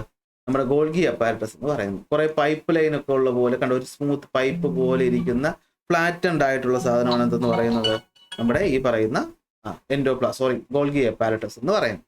ഓക്കെ, അപ്പൊ നോക്കിയേ, അപ്പൊ എന്താണ് സാക്ക് ഓഫ് ഫ്ലാറ്റൻഡ് അല്ലെ, stack of flattened sac like structures. അപ്പൊ ഇങ്ങനെ ചാക്ക് കണക്ക് സാക്ക് പോലെയുള്ള ഫ്ലാറ്റ് ആയിട്ട് കിടക്കുന്നതാണ് ആരുടെ ജോലി, അല്ലെങ്കിൽ ഇരിക്കുന്ന ആളാണ് ആരെന്ന് പറയുന്നത്, ഗോൾഗി അപ്പാരറ്റസ് എന്ന് പറയുന്നത്. ജോലി എന്താന്ന് വെച്ച് കഴിഞ്ഞാൽ എൻഡോപ്ലാസ്മിക് റെറ്റിക്കുലവുമായിട്ട് ചേർന്ന് നിന്നുകൊണ്ട് എന്ത് ചെയ്യുക, സെല്ലുകളുടെ പോസ്റ്റ് ഓഫീസ് ആയിട്ട് മാറുക. എന്തുകളുടെ മാറുക, സെല്ലുകളുടെ പോസ്റ്റ് ഓഫീസ് ആയിട്ട് മാറുക. അതായത് it's function is linked with endoplasmic reticulum. അപ്പോൾ എൻഡോപ്ലാസ്മിക് റെറ്റിക്കുലം ആണല്ലോ സാധനത്തിന് പാക്ക് ചെയ്ത് ഫാക്ടറി അകത്ത് കൊണ്ടുവയ്ക്കുന്നത്, അവിടെ നിന്ന് പുറത്ത് കൊണ്ടുപോകണ്ടേ. അപ്പോൾ എന്ത് പറ്റുമെന്ന് വെച്ച് കഴിഞ്ഞാൽ the Golgi apparatus act like the cells post office. എന്ത് ചെയ്യുമെന്ന് വെച്ചാൽ പോസ്റ്റ് ഓഫീസ് എന്ത് ചെയ്യും, കൊറിയർ ഓഫീസ് എന്ത് ചെയ്യും, ഈ സാധനങ്ങൾ ഒരു പാക്ക് ചെയ്ത് അഡ്രസ് ഒക്കെ എഴുതി കൊടുക്കും അല്ലെ. Modifies, stores and packages protein, lipid into vesicles for transport, secretion or lysosome formation. അപ്പോൾ ഇവിടെ ഉണ്ടായ പ്രോട്ടീനുകളെയും ഫാറ്റുകളെയും സോർട്ട് ചെയ്ത് അതിൻ്റെ ചില മാറ്റങ്ങളൊക്കെ വരുത്തി അതിനെ പാക്ക് ചെയ്ത് ആരാണോ ട്രാൻസ്പോർട്ടേഷൻ ആണെങ്കിൽ അങ്ങനെ, ഹോർമോണിനെ എവിടെയെങ്കിലും കൊണ്ട് സെക്രീറ്റ് ചെയ്യിപ്പിക്കാനാണെങ്കിൽ അങ്ങനെ, അല്ല ഈ പറയുന്ന ലൈസോസോമിലിട്ട് തന്നെ നശിപ്പിച്ച് കളയാനാണെങ്കിൽ അങ്ങനെ. ഇതാണ് എന്തെന്ന് പറയുന്നത് ഗോൾഗി അപ്പാരറ്റസിന്റെ ജോലി എന്ന് പറയും. അപ്പൊ എന്താണ് ഗോൾഗി അപ്പാരറ്റസിന്റെ ജോലി എന്ന് വെച്ച് കഴിഞ്ഞാൽ അത് കാണാൻ ഒരു സ്റ്റാക്ക് ഓഫ് ഫ്ലാറ്റൻഡ് സാക്ക് പോലെ ഇരിക്കും. അത് എൻഡോപ്ലാസ്മിക് റെറ്റിക്കുലത്തിന്റെ അടുത്താണ് എപ്പോഴും കാണുന്നത്. ജോലി എന്താണ്, പോസ്റ്റ് ഓഫീസ് പോലെ പ്രവർത്തിക്കുക. അതായത് പ്രോട്ടീനെയും ലിപ്പിഡിനെയും മോഡിഫൈ ചെയ്ത് അതിനെ സോർട്ട് ചെയ്ത് അതിനെ പാക്ക് ചെയ്ത് അയക്കുക. എന്തിനു വേണ്ടിയിട്ടൊക്കെ ആയിരിക്കും, ചിലപ്പോൾ എങ്ങോട്ടെങ്കിലും ട്രാൻസ്പോർട്ട് ചെയ്യാനായിരിക്കും. ഹോർമോൺ ആണെങ്കിൽ അത് ആവശ്യ സ്ഥലത്ത് കൊണ്ട് സെക്രീറ്റ് ചെയ്യാനായിരിക്കും. അല്ല, ഉപയോഗം കഴിഞ്ഞ വേസ്റ്റ് സാധനമാണെങ്കിൽ അതിന് എന്താണ് ലൈസോസോമിന്റെ ഫോർമേഷന് വേണ്ടിയിട്ട് മാറ്റി വയ്ക്കലായിരിക്കും ഗോൾഗി അപ്പാരറ്റസിന്റെ ജോലി. അപ്പൊ ന്യൂക്ലിയസ് പറഞ്ഞു കൊടുക്കുന്നതനുസരിച്ച് പ്രോട്ടീൻ ഉണ്ടായി, റൈബോസോം ആ പ്രോട്ടീനെ ഉണ്ടാക്കി, ആ റൈബോസോം ഉണ്ടാക്കുന്ന പ്രോട്ടീനിനെ കറക്റ്റാക്കി സെറ്റാക്കി പുറത്തിറക്കുന്നത് എൻഡോപ്ലാസ്മിക് റെറ്റിക്കുലമാണ്. എൻഡോപ്ലാസ്മിക് റെറ്റിക്കുലം പ്രോട്ടീൻ മാത്രമല്ല ഫാറ്റിനെയും ഹോർമോണിനെയും ഉത്പാദിപ്പിക്കും. പ്രോട്ടീൻ ഉണ്ടാക്കുന്നതിനെ റഫ് എന്നും അല്ലാത്തതിനെ സ്മൂത്ത് എന്നും വിളിക്കും. ആ ഉണ്ടാക്കിയ സാധനത്തിന് മറ്റൊരു സ്ഥലത്തേക്ക് പാക്ക് ചെയ്ത് എത്തിക്കുന്ന പോസ്റ്റ്മാനാണ് ഗോൾഗി അപ്പാരറ്റസ്. ഗോൾഗി അപ്പാരറ്റസ് അപ്പം മോഡിഫൈ ചെയ്യും, സോർട്ട് ചെയ്യും, പാക്ക് ചെയ്യും, അയക്കും. ട്രാൻസ്പോർട്ടേഷൻ ആണെങ്കിൽ അങ്ങനെ, സെക്രീഷൻ ആണെങ്കിൽ അങ്ങനെ, ലൈസോസോമിനാണെങ്കിൽ അങ്ങനെ. അപ്പോൾ ആരായി ലൈസോസോം? ഫാക്ടറി അല്ലേ, ഒരുപാട് വേസ്റ്റ് ഒക്കെ വരത്തില്ലേ, വേസ്റ്റ് ഡിസ്പോസ് ചെയ്യണ്ടേ. അപ്പോൾ ക്ലീനപ്പ് സിസ്റ്റത്തിന്റെ പേരാണ് എന്തെന്ന് പറയുന്നത്, ലൈസോസോം എന്ന് പറയുന്നത്. അപ്പോൾ ലൈസോസോമിന്റെ പേരെന്തുവാണ്, ക്ലീനപ്പ് സിസ്റ്റം എന്നാണ്. എന്ന് വെച്ചാൽ നമ്മുടെ സെല്ലിനകത്ത് ഇങ്ങനെ പ്രവർത്തിച്ചുകൊണ്ടിരിക്കുന്ന സമയത്ത് പല സാധനങ്ങളും വോൺ ഔട്ട് ആകും, തേയ്മാനമൊക്കെ സംഭവിച്ച് വേസ്റ്റ് ആകും, കുറേ സാധനങ്ങൾ ഡാമേജ് ആകും. അപ്പോൾ അതൊക്കെ സെല്ലിന്റെ പുറത്തുകൊണ്ട് കളയണ്ടേ. എന്നാൽ അതേപടി കൊണ്ട് കളയാൻ പറ്റത്തില്ല. അപ്പോൾ അത് നമ്മൾ എവിടെ ഏൽപ്പിക്കും, ലൈസോസോമിലോട്ട് ഏൽപ്പിക്കും. അപ്പോൾ ലൈസോസോം എന്ന് പറഞ്ഞാൽ എന്താണ്, ഒരു ഒറ്റ മെമ്പറൈനുള്ള ഒരു സാക്കാണ്. ഈ സാക്കിനകത്ത് നിറച്ച് എൻസൈംസ് ആണ്. നമ്മൾ ചില സിനിമയിലൊക്കെ കണ്ടിട്ടില്ലേ, ഈ ഡെഡ് ബോഡിയൊക്കെ സൾഫ്യൂരിക് ആസിഡിനകത്ത് കൊണ്ടിട്ട് കഴിയുമ്പോൾ അത് ദ്രവിച്ചു പോകും, പിന്നെ കൊണ്ട് കളയാൻ എളുപ്പമാണെന്ന്. അതുപോലെ സെല്ലിനകത്ത് ഈ പറയുന്ന സാധനങ്ങൾ അൺവാണ്ടഡ് പ്രോട്ടീനെയും കാർബോഹൈഡ്രേറ്റിനെയും ഫാറ്റിനെയും അതുപോലെ ഡാമേജ് ആയ പാർട്ടിനെയൊക്കെ എന്ത് ചെയ്യുന്നു, ഡിസ്പോസ് ചെയ്ത് ക്ലീൻ ആൻഡ് ഹെൽത്തി ആക്കി സെല്ലിനെ വയ്ക്കുന്ന ജോലിയാണ് ലൈസോസോമിനുള്ളത്. So the product formed by the break down are then released into cytoplasm. അങ്ങനെ ഉണ്ടായിട്ടുള്ള ആ പറയുന്ന പുറത്ത് കളയാൻ യോഗ്യമായിട്ടുള്ള വേസ്റ്റിനെ കൊണ്ട് എന്ത് ചെയ്യും, സൈറ്റോപ്ലാസം വഴി പുറത്തോട്ട് കളയും. അത് ചിലപ്പോൾ എന്ത് ചെയ്യും, റീയൂസ് ചെയ്യും. അപ്പോൾ അതാണ് ലൈസോസോമിന്റെ ജോലി എന്ന് പറയുന്നത്. എളുപ്പമല്ലേ. ലൈസോസോം എന്ന് വെച്ചാൽ എന്താണ്, ക്ലീനിങ് സിസ്റ്റം ആണ്. ഒറ്റ മെമ്പറൈനേ ഉള്ളൂ. അതിനകത്ത് എൻസൈംസ് ഉണ്ട്. എന്ത് എൻസൈംസ്, ഡൈജസ്റ്റീവ് എൻസൈംസ് ഉണ്ട്. അപ്പോൾ ആ ഡൈജസ്റ്റീവ് എൻസൈംസ് ആവശ്യമില്ലാത്ത സാധനങ്ങളൊക്കെ ദഹിപ്പിച്ച് ക്ലീൻ മെറ്റീരിയൽ ആക്കി നമ്മുടെ സെല്ലിനെ ക്ലീൻ ആക്കി വെക്കും. ബാക്കി വേസ്റ്റ് ചിലപ്പോൾ റീയൂസ് ചെയ്യും, ചിലപ്പോൾ റീയൂസ് ചെയ്യും. ഇതാണ് ആരുടെ ജോലി എന്ന് പറയുന്നത്, ലൈസോസോമിന്റെ ജോലി എന്ന് പറയും. അടുത്ത് വരുന്നതാണ് എന്ത്, മൈറ്റോകോൺട്രിയ. അപ്പോൾ അടുത്ത് എന്ത് ചെയ്യാം, മൈറ്റോകോൺട്രിയ നോക്കാം. അപ്പോൾ എന്താണ് മൈറ്റോകോൺട്രിയ എന്ന് പറഞ്ഞു കഴിഞ്ഞാൽ, നമ്മൾ ഇനി പഠിക്കുന്ന മൈറ്റോകോൺട്രിയയും അതുപോലെ പ്ലാസ്റ്റിഡ്സും ഒന്ന് സെപ്പറേറ്റ് ആയിട്ട് നമ്മൾ എടുത്ത് പഠിക്കേണ്ട രണ്ട് ഇമ്പോർട്ടൻ്റ് ആയ കാര്യങ്ങളാണ്. അപ്പോൾ മൈറ്റോകോൺട്രിയ എന്ന് പറഞ്ഞു കഴിഞ്ഞാൽ എന്താ, മൈറ്റോകോൺട്രിയയിൽ നമ്മൾ അറിയപ്പെടുന്ന പേരാണ് power house of the cell. One word ആയിട്ടൊക്കെ നമുക്ക് ചോദിക്കാൻ നല്ല ചാൻസ് ഉള്ളൊരു ചോദ്യമാണ് എന്താ, power house of the cell എന്നറിയപ്പെടുന്ന ഓർഗനൽ ആരാണ്, അത് മൈറ്റോകോൺട്രിയ. അപ്പോൾ എന്താണ് മൈറ്റോകോൺട്രിയ? നമ്മൾ ന്യൂക്ലിയസിനൊക്കെ പോലെ തന്നെ മൈറ്റോകോൺട്രിയയും എന്താണ്, ഒരു ഡബിൾ ലെയേർഡ് മെമ്പറൈനാണ്. അപ്പോൾ അതിന് എത്ര മെമ്പറൈൻസ് ഉണ്ടാവും, 2 എണ്ണം. അതിന്റെ പുറത്തെ മെമ്പറൈനെ നമ്മൾ ഔട്ടർ മെമ്പറൈൻ എന്നും വിളിക്കും. ഇന്നർ മെമ്പറൈനിന്റെ ഒരു പ്രത്യേകത എന്താണെന്ന് വെച്ച് കഴിഞ്ഞാൽ, ഇന്നർ മെമ്പറൈൻ നോർമലി നമ്മൾ 2 മെമ്പറൈൻ കാണിക്കുമ്പോൾ ഇങ്ങനെ ഒരു മെമ്പറൈൻ ഉണ്ട്, അകത്ത് അതുപോലെ ഒരു മറ്റൊരു മെമ്പറൈൻ ഉണ്ടെന്നാണെങ്കിൽ ഇവിടെ വ്യത്യാസമുണ്ട്. ഇന്നർ മെമ്പറൈൻ എന്ന് പറയുന്നത് ഇങ്ങനെ ഫിംഗർ ലൈക്ക് സ്ട്രക്ചേഴ്സ് ആയിട്ട് ഇങ്ങനെ പ്രൊജക്ട് ചെയ്ത് നിൽക്കുന്നുണ്ട്. എന്തിനാന്ന് വെച്ച് കഴിഞ്ഞാൽ സർഫസ് ഏരിയ കൂട്ടാൻ വേണ്ടിയിട്ടാണ്. കണ്ടോ, ഞാനിപ്പോൾ ഈ ഗ്രീൻ കളറിൽ വരയ്ക്കുന്ന നിങ്ങൾ കാണുന്നുണ്ടോ, ഇതാണ് എന്താ, ഈ പറയുന്ന ഫിംഗർ ലൈക്ക് സ്ട്രക്ചേഴ്സ് ഈ പറയുന്ന ഇന്നർ മെമ്പറൈനിൽ കാണും. ഇതിനൊരു പേര് പറഞ്ഞ് വിളിക്കും, ക്രിസ്റ്റേ. ഇതാണ് ക്രിസ്റ്റേ. ഉച്ചാരണം ശരിയാണെന്ന് എനിക്കറിയില്ല, എന്നാലും ക്രിസ്റ്റേ എന്ന് വിളിക്കും. എന്ന് വിളിക്കും ക്രിസ്റ്റേ. അപ്പൊ എന്താ പ്രത്യേകത പറഞ്ഞേ? ആരാ മൈറ്റോകോൺട്രിയ? മൈറ്റോകോൺട്രിയ നമ്മൾ വിളിക്കുന്ന പേര് power house of the cell. മൈറ്റോകോൺട്രിയയിൽ എത്ര ലെയർ ഉണ്ട്? 2 ലെയർ ഉണ്ട്. അതിൽ പുറത്തെ ലെയറിന്റെ പേരാണ് ഔട്ടർ മെമ്പറൈൻ. പ്രത്യേകതയൊന്നുമില്ല. പക്ഷെ ഇന്നർ മെമ്പറൈൻ ഒരു പ്രത്യേകതയുണ്ട്. അതിനകത്ത് ക്രിസ്റ്റേ എന്ന് പറയുന്ന ഫിംഗർ ലൈക്ക് ഫോൾഡഡ് സ്ട്രക്ചേഴ്സ് ഉണ്ട്. വേറൊന്നുമില്ല, കെമിക്കൽ റിയാക്ഷൻസിന്റെ അളവ് കൂട്ടുക, സർഫസ് ഏരിയ കൂട്ടിയിട്ട് കെമിക്കൽ റിയാക്ഷൻസിന്റെ അളവ് കൂട്ടുക എന്നുള്ളതാണ് ആരുടെ ജോലി? ഈ പറയുന്ന പ്രത്യേക സ്ട്രക്ചറുകൾ അറേഞ്ച് ചെയ്ത് വെച്ചിരിക്കുന്ന ഒരു ജോലി. അപ്പൊ എന്താ മൈറ്റോകോൺട്രിയ ചെയ്യുന്നത്? നമുക്ക് ഏതൊരു സംഭവം പ്രവർത്തിക്കണമെങ്കിൽ ഊർജ്ജം വേണം അല്ലെ? അപ്പൊ നമ്മൾ കഴിക്കുന്ന ആഹാരത്തിൽ നിന്നിട്ടുള്ള എനർജിയെ ബ്രേക്ക് ഡൗൺ ചെയ്ത് നമ്മുടെ സെല്ലിന് ആവശ്യമായിട്ടുള്ള എനർജി ആക്കി മാറ്റുന്ന ആരാണ്? മൈറ്റോകോൺട്രിയയിലാണ്. അതായത് മൈറ്റോകോൺട്രിയ എന്ത് ചെയ്യും? Break down the molecule and release the energy. നമ്മൾ കഴിക്കുന്ന കാർബോഹൈഡ്രേറ്റ് അല്ലെ, അതിനെ ഡൈജസ്റ്റ് ചെയ്ത് ഗ്ലൂക്കോസ് ആയിട്ട് ആ ഗ്ലൂക്കോസിനെ ബ്രേക്ക് ഡൗൺ ചെയ്തിട്ട് എനർജി ആക്കി മാറ്റുന്ന ആരാണ്? അത് ഈ പറയുന്ന മൈറ്റോകോൺട്രിയ ആണ്. ആ മൈറ്റോകോൺട്രിയ എനർജി റിലീസ് ചെയ്യുന്നത് എന്തിന്റെ ഫോമിലാണ്? ATPയുടെ ഫോമിലാണ്. എന്താ ATP? Adenosine triphosphate. എന്ന് വെച്ചാല് നമ്മൾ കടയിൽ പോയി സാധനം വാങ്ങുന്നത് എന്താ? പൈസ കൊടുത്തിട്ടാണ്. അതുപോലെ സെല്ലുലാർ ലെവലിൽ ഈ പറയുന്ന ഊർജം അങ്ങോട്ടും ഇങ്ങോട്ടൊക്കെ കൊടുക്കണ്ടേ? അത് എന്തിന്റെ ഫോമിലാണ്? ATP, എനർജി കറൻസി എന്നിട്ട് വിളിക്കും. എന്ത് വിളിക്കും? എനർജി കറൻസി എന്ന് വിളിക്കുന്ന ATP അഥവാ അഡിനോസിൻ ട്രൈഫോസ്ഫേറ്റിന്റെ രൂപത്തിലാണ് ഇത് മാറുന്നത്. ഇതാണ് മൈറ്റോകോൺട്രിയയുടെ പ്രത്യേകത. ഇനി മറ്റൊരു പ്രത്യേകത, മൈറ്റോകോൺട്രിയക്ക് സ്വന്തമായിട്ട് എന്തുണ്ട്? സ്വന്തമായിട്ട് ഈ പറയുന്ന DNA-യും അതുപോലെ തന്നെ സ്വന്തമായിട്ട് തന്നെ എന്തുണ്ട്? റൈബോസോമും ഒക്കെ ഉള്ള ഒന്നാണ് എന്തെന്ന് പറയുന്നത്? നമ്മൾ ഈ പറയുന്ന മൈറ്റോകോൺട്രിയ എന്ന് പറയുന്നത്. അതായത് ഇതിന് സ്വന്തമായി ഒരു ന്യൂക്ലിയസ് ഉണ്ടെന്ന് വേണമെങ്കിൽ നമുക്ക് പറയാം. അതിന്റെ സ്വന്തമായിട്ട് എന്തുണ്ടെന്ന് പറയാം? ഒരു ന്യൂക്ലിയസ് പോലത്തെ സ്ട്രക്ചർ ഉണ്ടെന്ന് പറയാം. അത് നോക്കിയേ, മൈറ്റോകോൺട്രിയ പഠിക്കേണ്ട പോയിന്റുകൾ എന്തൊക്കെയാണ്? Mitochondria is known as the power house of the cell. Mitochondria അറിയപ്പെടുന്ന പേരാണ് power house of the cell. കാരണം അവിടെയാണ് എനർജി പ്രൊഡ്യൂസ് ചെയ്യുന്നത്. അതൊരു ഡബിൾ ലെയേർഡ് മെമ്പറൈൻ ആണ്. എന്താണ്? ഒരു ഡബിൾ ലെയേർഡ് മെമ്പറൈൻ ആണ്. അതിൻ്റെ ഔട്ടർ ലെയറും ഉണ്ട്, ഒരു ഇന്നർ ലെയറും ഉണ്ട്.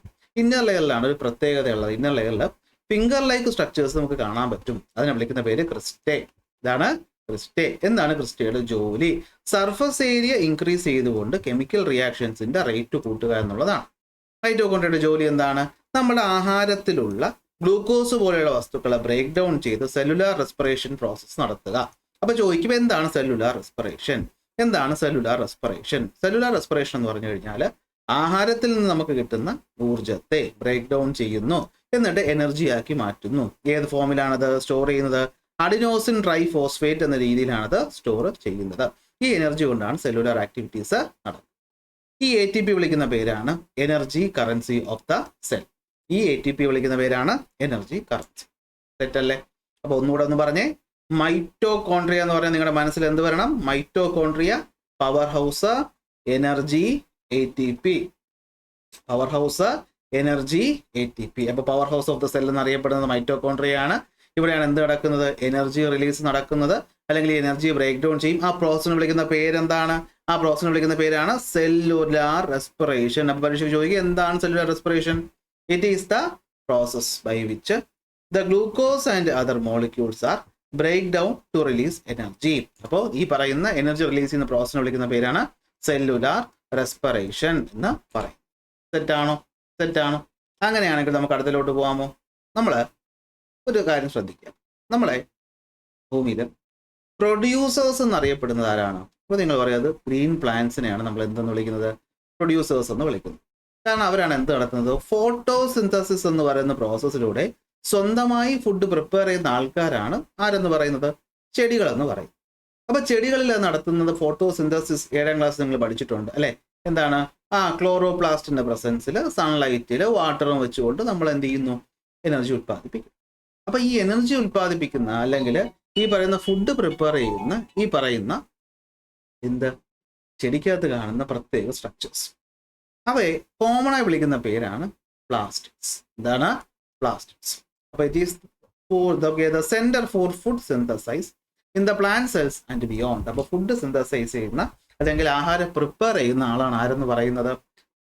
പ്ലാസ്റ്റിഡിന് അകത്ത് വരുന്ന ഒരു പ്രത്യേകപ്പെട്ട പ്ലാസ്റ്റിഡ്. അതിന്റെ പേരാണ് എന്താ? ഈ പറയുന്ന നമ്മളിപ്പോൾ പഠിക്കും. ഓക്കെ ഇപ്പൊ ക്ലോറോപ്ലാസ്റ്റ് എന്ന് പറയും. അപ്പൊ എന്താ സംഭവം? ശ്രദ്ധിച്ചേ. മൈറ്റോകോൺട്രിയ എനർജി ഉത്പാദിപ്പിക്കും. എന്നാൽ ഈ എനർജി ഉത്പാദിപ്പിക്കാൻ എന്തെന്നാ എനർജി കിട്ടുന്നത്? ആഹാരത്തിൽ നിന്ന്. അനിമൽസായ നമ്മൾ ചെടികളെയും മറ്റുള്ളതിനെ ഭക്ഷിച്ച് എനർജി ഉണ്ടാക്കും, ആഹാരത്തോട്ട് പോകും. എന്നാൽ ചെടികൾക്ക് മറ്റുള്ളതിനെ പിടിച്ച് തിന്നുന്ന സ്വഭാവമൊന്നുമില്ലല്ലോ. അപ്പൊ ചെടികൾക്ക് ഈ പറയുന്ന ഫുഡ് എന്ന് പറയുന്നത് അത് സ്വന്തമായിട്ട് ഉണ്ടാക്കുന്നതാണ്. അപ്പൊ അങ്ങനെ സ്വന്തമായിട്ട് ഉണ്ടാക്കുന്ന സ്ഥലം വേണ്ടേ? ആ സ്ഥലത്തിന്റെ പേരാണ് എന്തെന്ന് പറയുന്നത്? പ്ലാസ്റ്റിഡ്. ഇതാണ് പ്ലാസ്റ്റിഡ് എന്ന് പറയുന്നത്. അപ്പൊ പ്ലാസ്റ്റിഡ് എന്ന് പറഞ്ഞു കഴിഞ്ഞാൽ എന്താണ്? പ്ലാസ്റ്റിഡ് എന്ന് പറയുന്നത് പ്രധാനമായിട്ടും ഫുഡ് പ്രിപ്പയർ ചെയ്യാനും അതുപോലെ ചില പ്രത്യേക ഫംഗ്ഷൻസിനും വേണ്ടിയുള്ള ഒരു ഓർഗനലാണ്. പ്രധാന ജോലി എന്ന് പറയുന്നത് ഫുഡിന്റെ സിന്തസൈസും സ്റ്റോറേജുമാണ്. ഈ പ്ലാസ്റ്റിക്സ് പ്രധാനമായിട്ടും 3 തരത്തിലുണ്ട്. അങ്ങനെ പഠിച്ചു പോകുന്നതാണ് നല്ലത്. എത്ര തരത്തിലുണ്ട്? 3. ഒന്ന് ക്ലോറോപ്ലാസ്റ്റ്, രണ്ടാമത്തേത് ക്രോമോപ്ലാസ്റ്റ്, മൂന്നാമത്തേത് ല്യൂക്കോപ്ലാസ്റ്റ്. ശ്രദ്ധിച്ചേ, എത്ര എണ്ണം ഉണ്ട് പ്ലാസ്റ്റിക്സ്? 3 എണ്ണം. Chloroplast, chromoplast, leucoplast. അതിൽ ഇമ്പോർട്ടൻ്റ് എന്ന് പറയുന്നത് ആരാണ്? ക്ലോറോപ്ലാസ്റ്റ് ആണ്. കാരണം ഫുഡ് പ്രിപ്പയർ ചെയ്യുന്ന പരിപാടി ചെയ്യുന്ന ആരാണ്? അത് ക്ലോറോപ്ലാസ്റ്റ് ആണ്. ക്ലോറോഫിൽ പഠിച്ച് നിങ്ങൾക്ക് അതുമായിട്ട് റിലേറ്റ് ചെയ്യാൻ വലിയ ബുദ്ധിമുട്ടൊന്നും ഉണ്ടാവത്തില്ല. അതായത് ഒരു ക്ലോറോപ്ലാസ്റ്റ് ഈ രൂപത്തിലിരിക്കും. ഇതാണ് ഒരു ക്ലോറോപ്ലാസ്റ്റ് എന്ന് പറയുന്നത്. ഇപ്പോൾ ക്ലോറോപ്ലാസ്റ്റ് എന്ന് പറഞ്ഞാൽ എന്താണ്? ഈ രൂപത്തിലിരിക്കും. ഒരു ഇന്നർ മെമ്പറൈൻ ഉണ്ടാകും, ഒരു ഔട്ടർ മെമ്പറൈൻ ഉണ്ടാകും. സ്വന്തമായി DNA ഉണ്ട്, സ്വന്തമായി റൈബോസോമും ഉണ്ട്. അത് മൈറ്റോകോൺട്രിയയ്ക്കും ഉണ്ട്. അത് ഇവർ രണ്ടുപേരുടെ മാത്രം പ്രത്യേകതകളാണ്. മെയിൻ കാര്യം അതല്ല. ഇവിടെ നിങ്ങൾ കണ്ടോ, ഈ ഒരു കോയിൻ പോലത്തെ സാധനങ്ങൾ അടക്കി വെച്ചേക്കുന്ന കണ്ടായിരുന്നോ? ഇതിന്റെ പേരാണ് സ്ട്രോമ. ഇതിന്റെ പേരാണ് എന്താ? സ്ട്രോമ. ഈ സ്ട്രോമയ്ക്കകത്താണ് ക്ലോറോഫിൽ ഇരിക്കുന്നത്. ഈ സ്ട്രോമയ്ക്കകത്താണ് എന്തിരിക്കുന്നത്? ക്ലോറോഫിൽ ഇരിക്കും. ഈ ക്ലോറോഫില്ലിലാണ് സൂര്യപ്രകാശത്തിന്റെ പ്രസൻസിൽ എന്ത് ഉണ്ടാകുന്നത്? ആഹാരം പ്രിപ്പയർ ചെയ്യുന്നത്. അപ്പോൾ ചെടിക്ക് ആഹാരം പ്രിപ്പയർ ചെയ്യുന്നത് ഫോട്ടോസിന്തസിസ് വഴി. അതിന് വേണ്ട ഘടകമാണെന്തെന്ന് പറയുന്നത്? ക്ലോറോഫിൽ എന്ന് പറയുന്നത്. ഈ ക്ലോറോഫിൽ അടങ്ങിയിട്ടുള്ള ഒരു പ്ലാസ്റ്റിഡിന്റെ പേരാണെന്ത്? ക്ലോറോപ്ലാസ്റ്റ്. അപ്പൊ ക്ലോറോഫിലുള്ള പ്ലാസ്റ്റിഡിന്റെ പേര് ക്ലോറോപ്ലാസ്റ്റ്, ക്ലോറോഫിലുള്ള പ്ലാസ്റ്റിഡിന്റെ പേര് ക്ലോറോപ്ലാസ്റ്റ്. അതിനകത്ത് ഒരു പ്രത്യേക സ്ട്രക്ചർ ഉണ്ട്, അതിന്റെ പേര് സ്ട്രോമ എന്ന്. ഈ സ്ട്രോമ എന്ന് പറയുന്ന സ്ട്രക്ചറിനകത്താണ് ക്ലോറോഫിൽ ഇരിക്കുന്നത്. അപ്പൊ നോക്കിയേ, it is the presence of the chloroplast, a special type of plastid that absorb the sunlight. Chloroplasts are double-layered membrane organelle like a mitochondria. Inside the chloroplast, there is a semi-fluid substance called the stroma. Within the stroma are the disc-shaped membrane structures that contain chlorophyll. അപ്പോൾ സ്ട്രോമയ്ക്കകത്താണ് ഒരു semi fluid state ഇരിക്കുന്ന ഒന്നാണ് stroma. ഈ സ്ട്രോമയ്ക്കകത്താണ് chlorophyll ഇരിക്കുന്നത്. ഇവിടെയാണ് light absorb ചെയ്തിട്ട് photosynthesis നടന്നിട്ട് എന്ത് ഫോം ചെയ്യുന്നത്? നമ്മുടെ ഷുഗർ ഫോം ചെയ്യുന്നത്. അത് സ്റ്റാർച്ചിന്റെ ഫോമിൽ അവിടെ സ്റ്റോർ ചെയ്ത് കിടക്കുന്നു. അതെന്ത് ചെയ്യുന്നു? സ്റ്റാർച്ചിന്റെ രൂപത്തിൽ അവിടെ സ്റ്റോറായി കിടക്കുന്നു. Okay okay okay. അപ്പൊ ഇതാണ് എന്തെന്ന് പറയുന്നത്? നമ്മുടെ ക്ലോറോപ്ലാസ്റ്റ് എന്ന് പറയും. ക്ലോറോപ്ലാസ്റ്റ് ആയതേ ഉള്ളൂ. ഇനി 2 എണ്ണം ഉണ്ട്. ഏതൊക്കെയാണ്? നമ്മുടെ ക്രോമോപ്ലാസ്റ്റും ലൂക്കോപ്ലാസ്റ്റും. അപ്പൊ അതിന് മുന്നേ ആയിട്ട് ഇവിടെ ഒരു ചെറിയ കാര്യം പറയുന്നുണ്ട്. എന്താ സംഭവം എന്ന് വെച്ച് കഴിഞ്ഞാൽ, ഇതാ ഇവിടെ നോക്കി. ബാക്ടീരിയയുമായിട്ട് നമ്മൾ ഈ എവല്യൂഷൻ പഠിച്ചിട്ടുണ്ടല്ലോ അല്ലെ? ആദ്യം ഭൂമിയിൽ ഉണ്ടായത് ഈ പറയുന്ന യൂണിസെല്ലുലാർ ആയിട്ടുള്ള ഓർഗാനിസങ്ങളാണെന്നും പിന്നീടാണ് നമ്മൾ ഇപ്പോൾ ഉള്ള പോലത്തെ ഈ മൾട്ടി സെല്ലുലാർ ഓർഗാനിസം ഒക്കെ ഉണ്ടായതിനുള്ള ഒരു തെളിവ് നമുക്കിവിടെ കാണാൻ പറ്റും. അതായത് നമ്മളിപ്പോൾ പറഞ്ഞ 2 പേര്, മൈറ്റോകോൺട്രിയയും പ്ലാസ്റ്റിഡും. ഞാൻ പറഞ്ഞു ഇവർക്ക് രണ്ടും പ്രത്യേകതയുണ്ട്. അവർക്ക് സ്വന്തമായി DNA ഉണ്ട്, സ്വന്തമായി റൈബോസോമും ഉണ്ട്. അതായത് അവരൊരു സെല്ലിന്റെ ഭാഗമായിരിക്കും. അവര് എന്തായിരിക്കും? ഒരു സെല്ലിന്റെ ഭാഗമായിരിക്കും. സെല്ലിൽ വലിയൊരു ന്യൂക്ലിയസ് ഉണ്ടാകും. പോരാതെ ഈ പറയുന്ന മൈറ്റോകോൺട്രിയയും ഉണ്ട്, പ്ലാസ്റ്റിഡും ഉണ്ട്. ഇവർക്കകത്തും ചെറിയൊരു DNA അതുപോലെ തന്നെ ചെറിയൊരു റൈബോസോമും എക്സ്ട്രാ ഉണ്ടാകും. അത് ഇവർക്ക് സ്വന്തമായിട്ട് പ്രോട്ടീൻസ് ഉണ്ടാക്കാനായിട്ട് പറ്റും. ഈ DNA വെച്ച് സ്വന്തമായിട്ട് എന്തുണ്ടാക്കാൻ പറ്റും? അവർക്ക് ആവശ്യമായ സ്പെഷ്യൽ പ്രോട്ടീൻസ് ഉണ്ടാക്കാൻ പറ്റും. ഇത് നമുക്ക് എവിടെയും കാണാൻ പറ്റും. ഇത് നമുക്ക് ബാക്ടീരിയയിലും കാണാൻ പറ്റും. അപ്പോൾ ബാക്ടീരിയയിൽ നിന്നും മാറി വന്ന അല്ലെങ്കിൽ ബാക്ടീരിയയിലും ഇതിലും കോമൺ ആയിട്ട് കാണുന്ന ഒരു ഫീച്ചറാണ് ഇതെന്ന് പറയുന്നത്. സോ ഇതാണ് എന്തെന്ന് പറയുന്നത്? നമ്മുടെ സിമിലാരിറ്റി വിത്ത് ബാക്ടീരിയ അല്ലെങ്കിൽ എവല്യൂഷണറി റിലേഷൻ എന്ന് പറയും. അതാണ് ഇവിടെ പറയുന്നത്. നോക്കി, this characters suggest that both mitochondria and plastid share A evolutionary history with the single celled organisms. അപ്പോൾ നമുക്ക് സിംഗിൾ സെൽഡ് ഓർഗാനിസമായിട്ട് ഒരു ബന്ധമുണ്ടെന്ന് പറയുന്നത് ഇതുകൊണ്ടാണ്. അതോടെ ഒരു ചോദ്യമായിട്ട് ചോദിച്ചു കഴിഞ്ഞാൽ നിങ്ങൾക്ക് എന്ത് ചെയ്യാം? പഠിച്ചു. അപ്പോൾ നമ്മൾ പറഞ്ഞ കാര്യങ്ങൾ ഒന്നുകൂടി ഞാൻ പറയട്ടെ. പ്ലാസ്റ്റിഡ് എന്ന് പറഞ്ഞു കഴിഞ്ഞാൽ പ്രധാനമായിട്ട് ഫുഡ് പ്രിപ്പയറും ഫുഡ് സ്റ്റോറിങ്ങും ചില സ്പെഷ്യൽ ഫംഗ്ഷനും ചെയ്യുന്ന ആൾക്കാരാണ്. അവരെത്ര തരത്തിലുണ്ട്? 3 തരത്തിലാണുള്ളത്. ആരൊക്കെയാണ്? ക്ലോറോപ്ലാസ്റ്റ് നമ്മൾ പഠിച്ചു. ക്ലോറോപ്ലാസ്റ്റ് എന്ന് വെച്ചാൽ ക്ലോറോഫിൽ അടങ്ങിയിട്ടുള്ള ഒരു പ്ലാസ്റ്റിഡ് ആണ്. അതിനകത്ത് സ്ട്രോമ എന്ന് പറയുന്ന സ്ട്രക്ചർ ഉണ്ട്.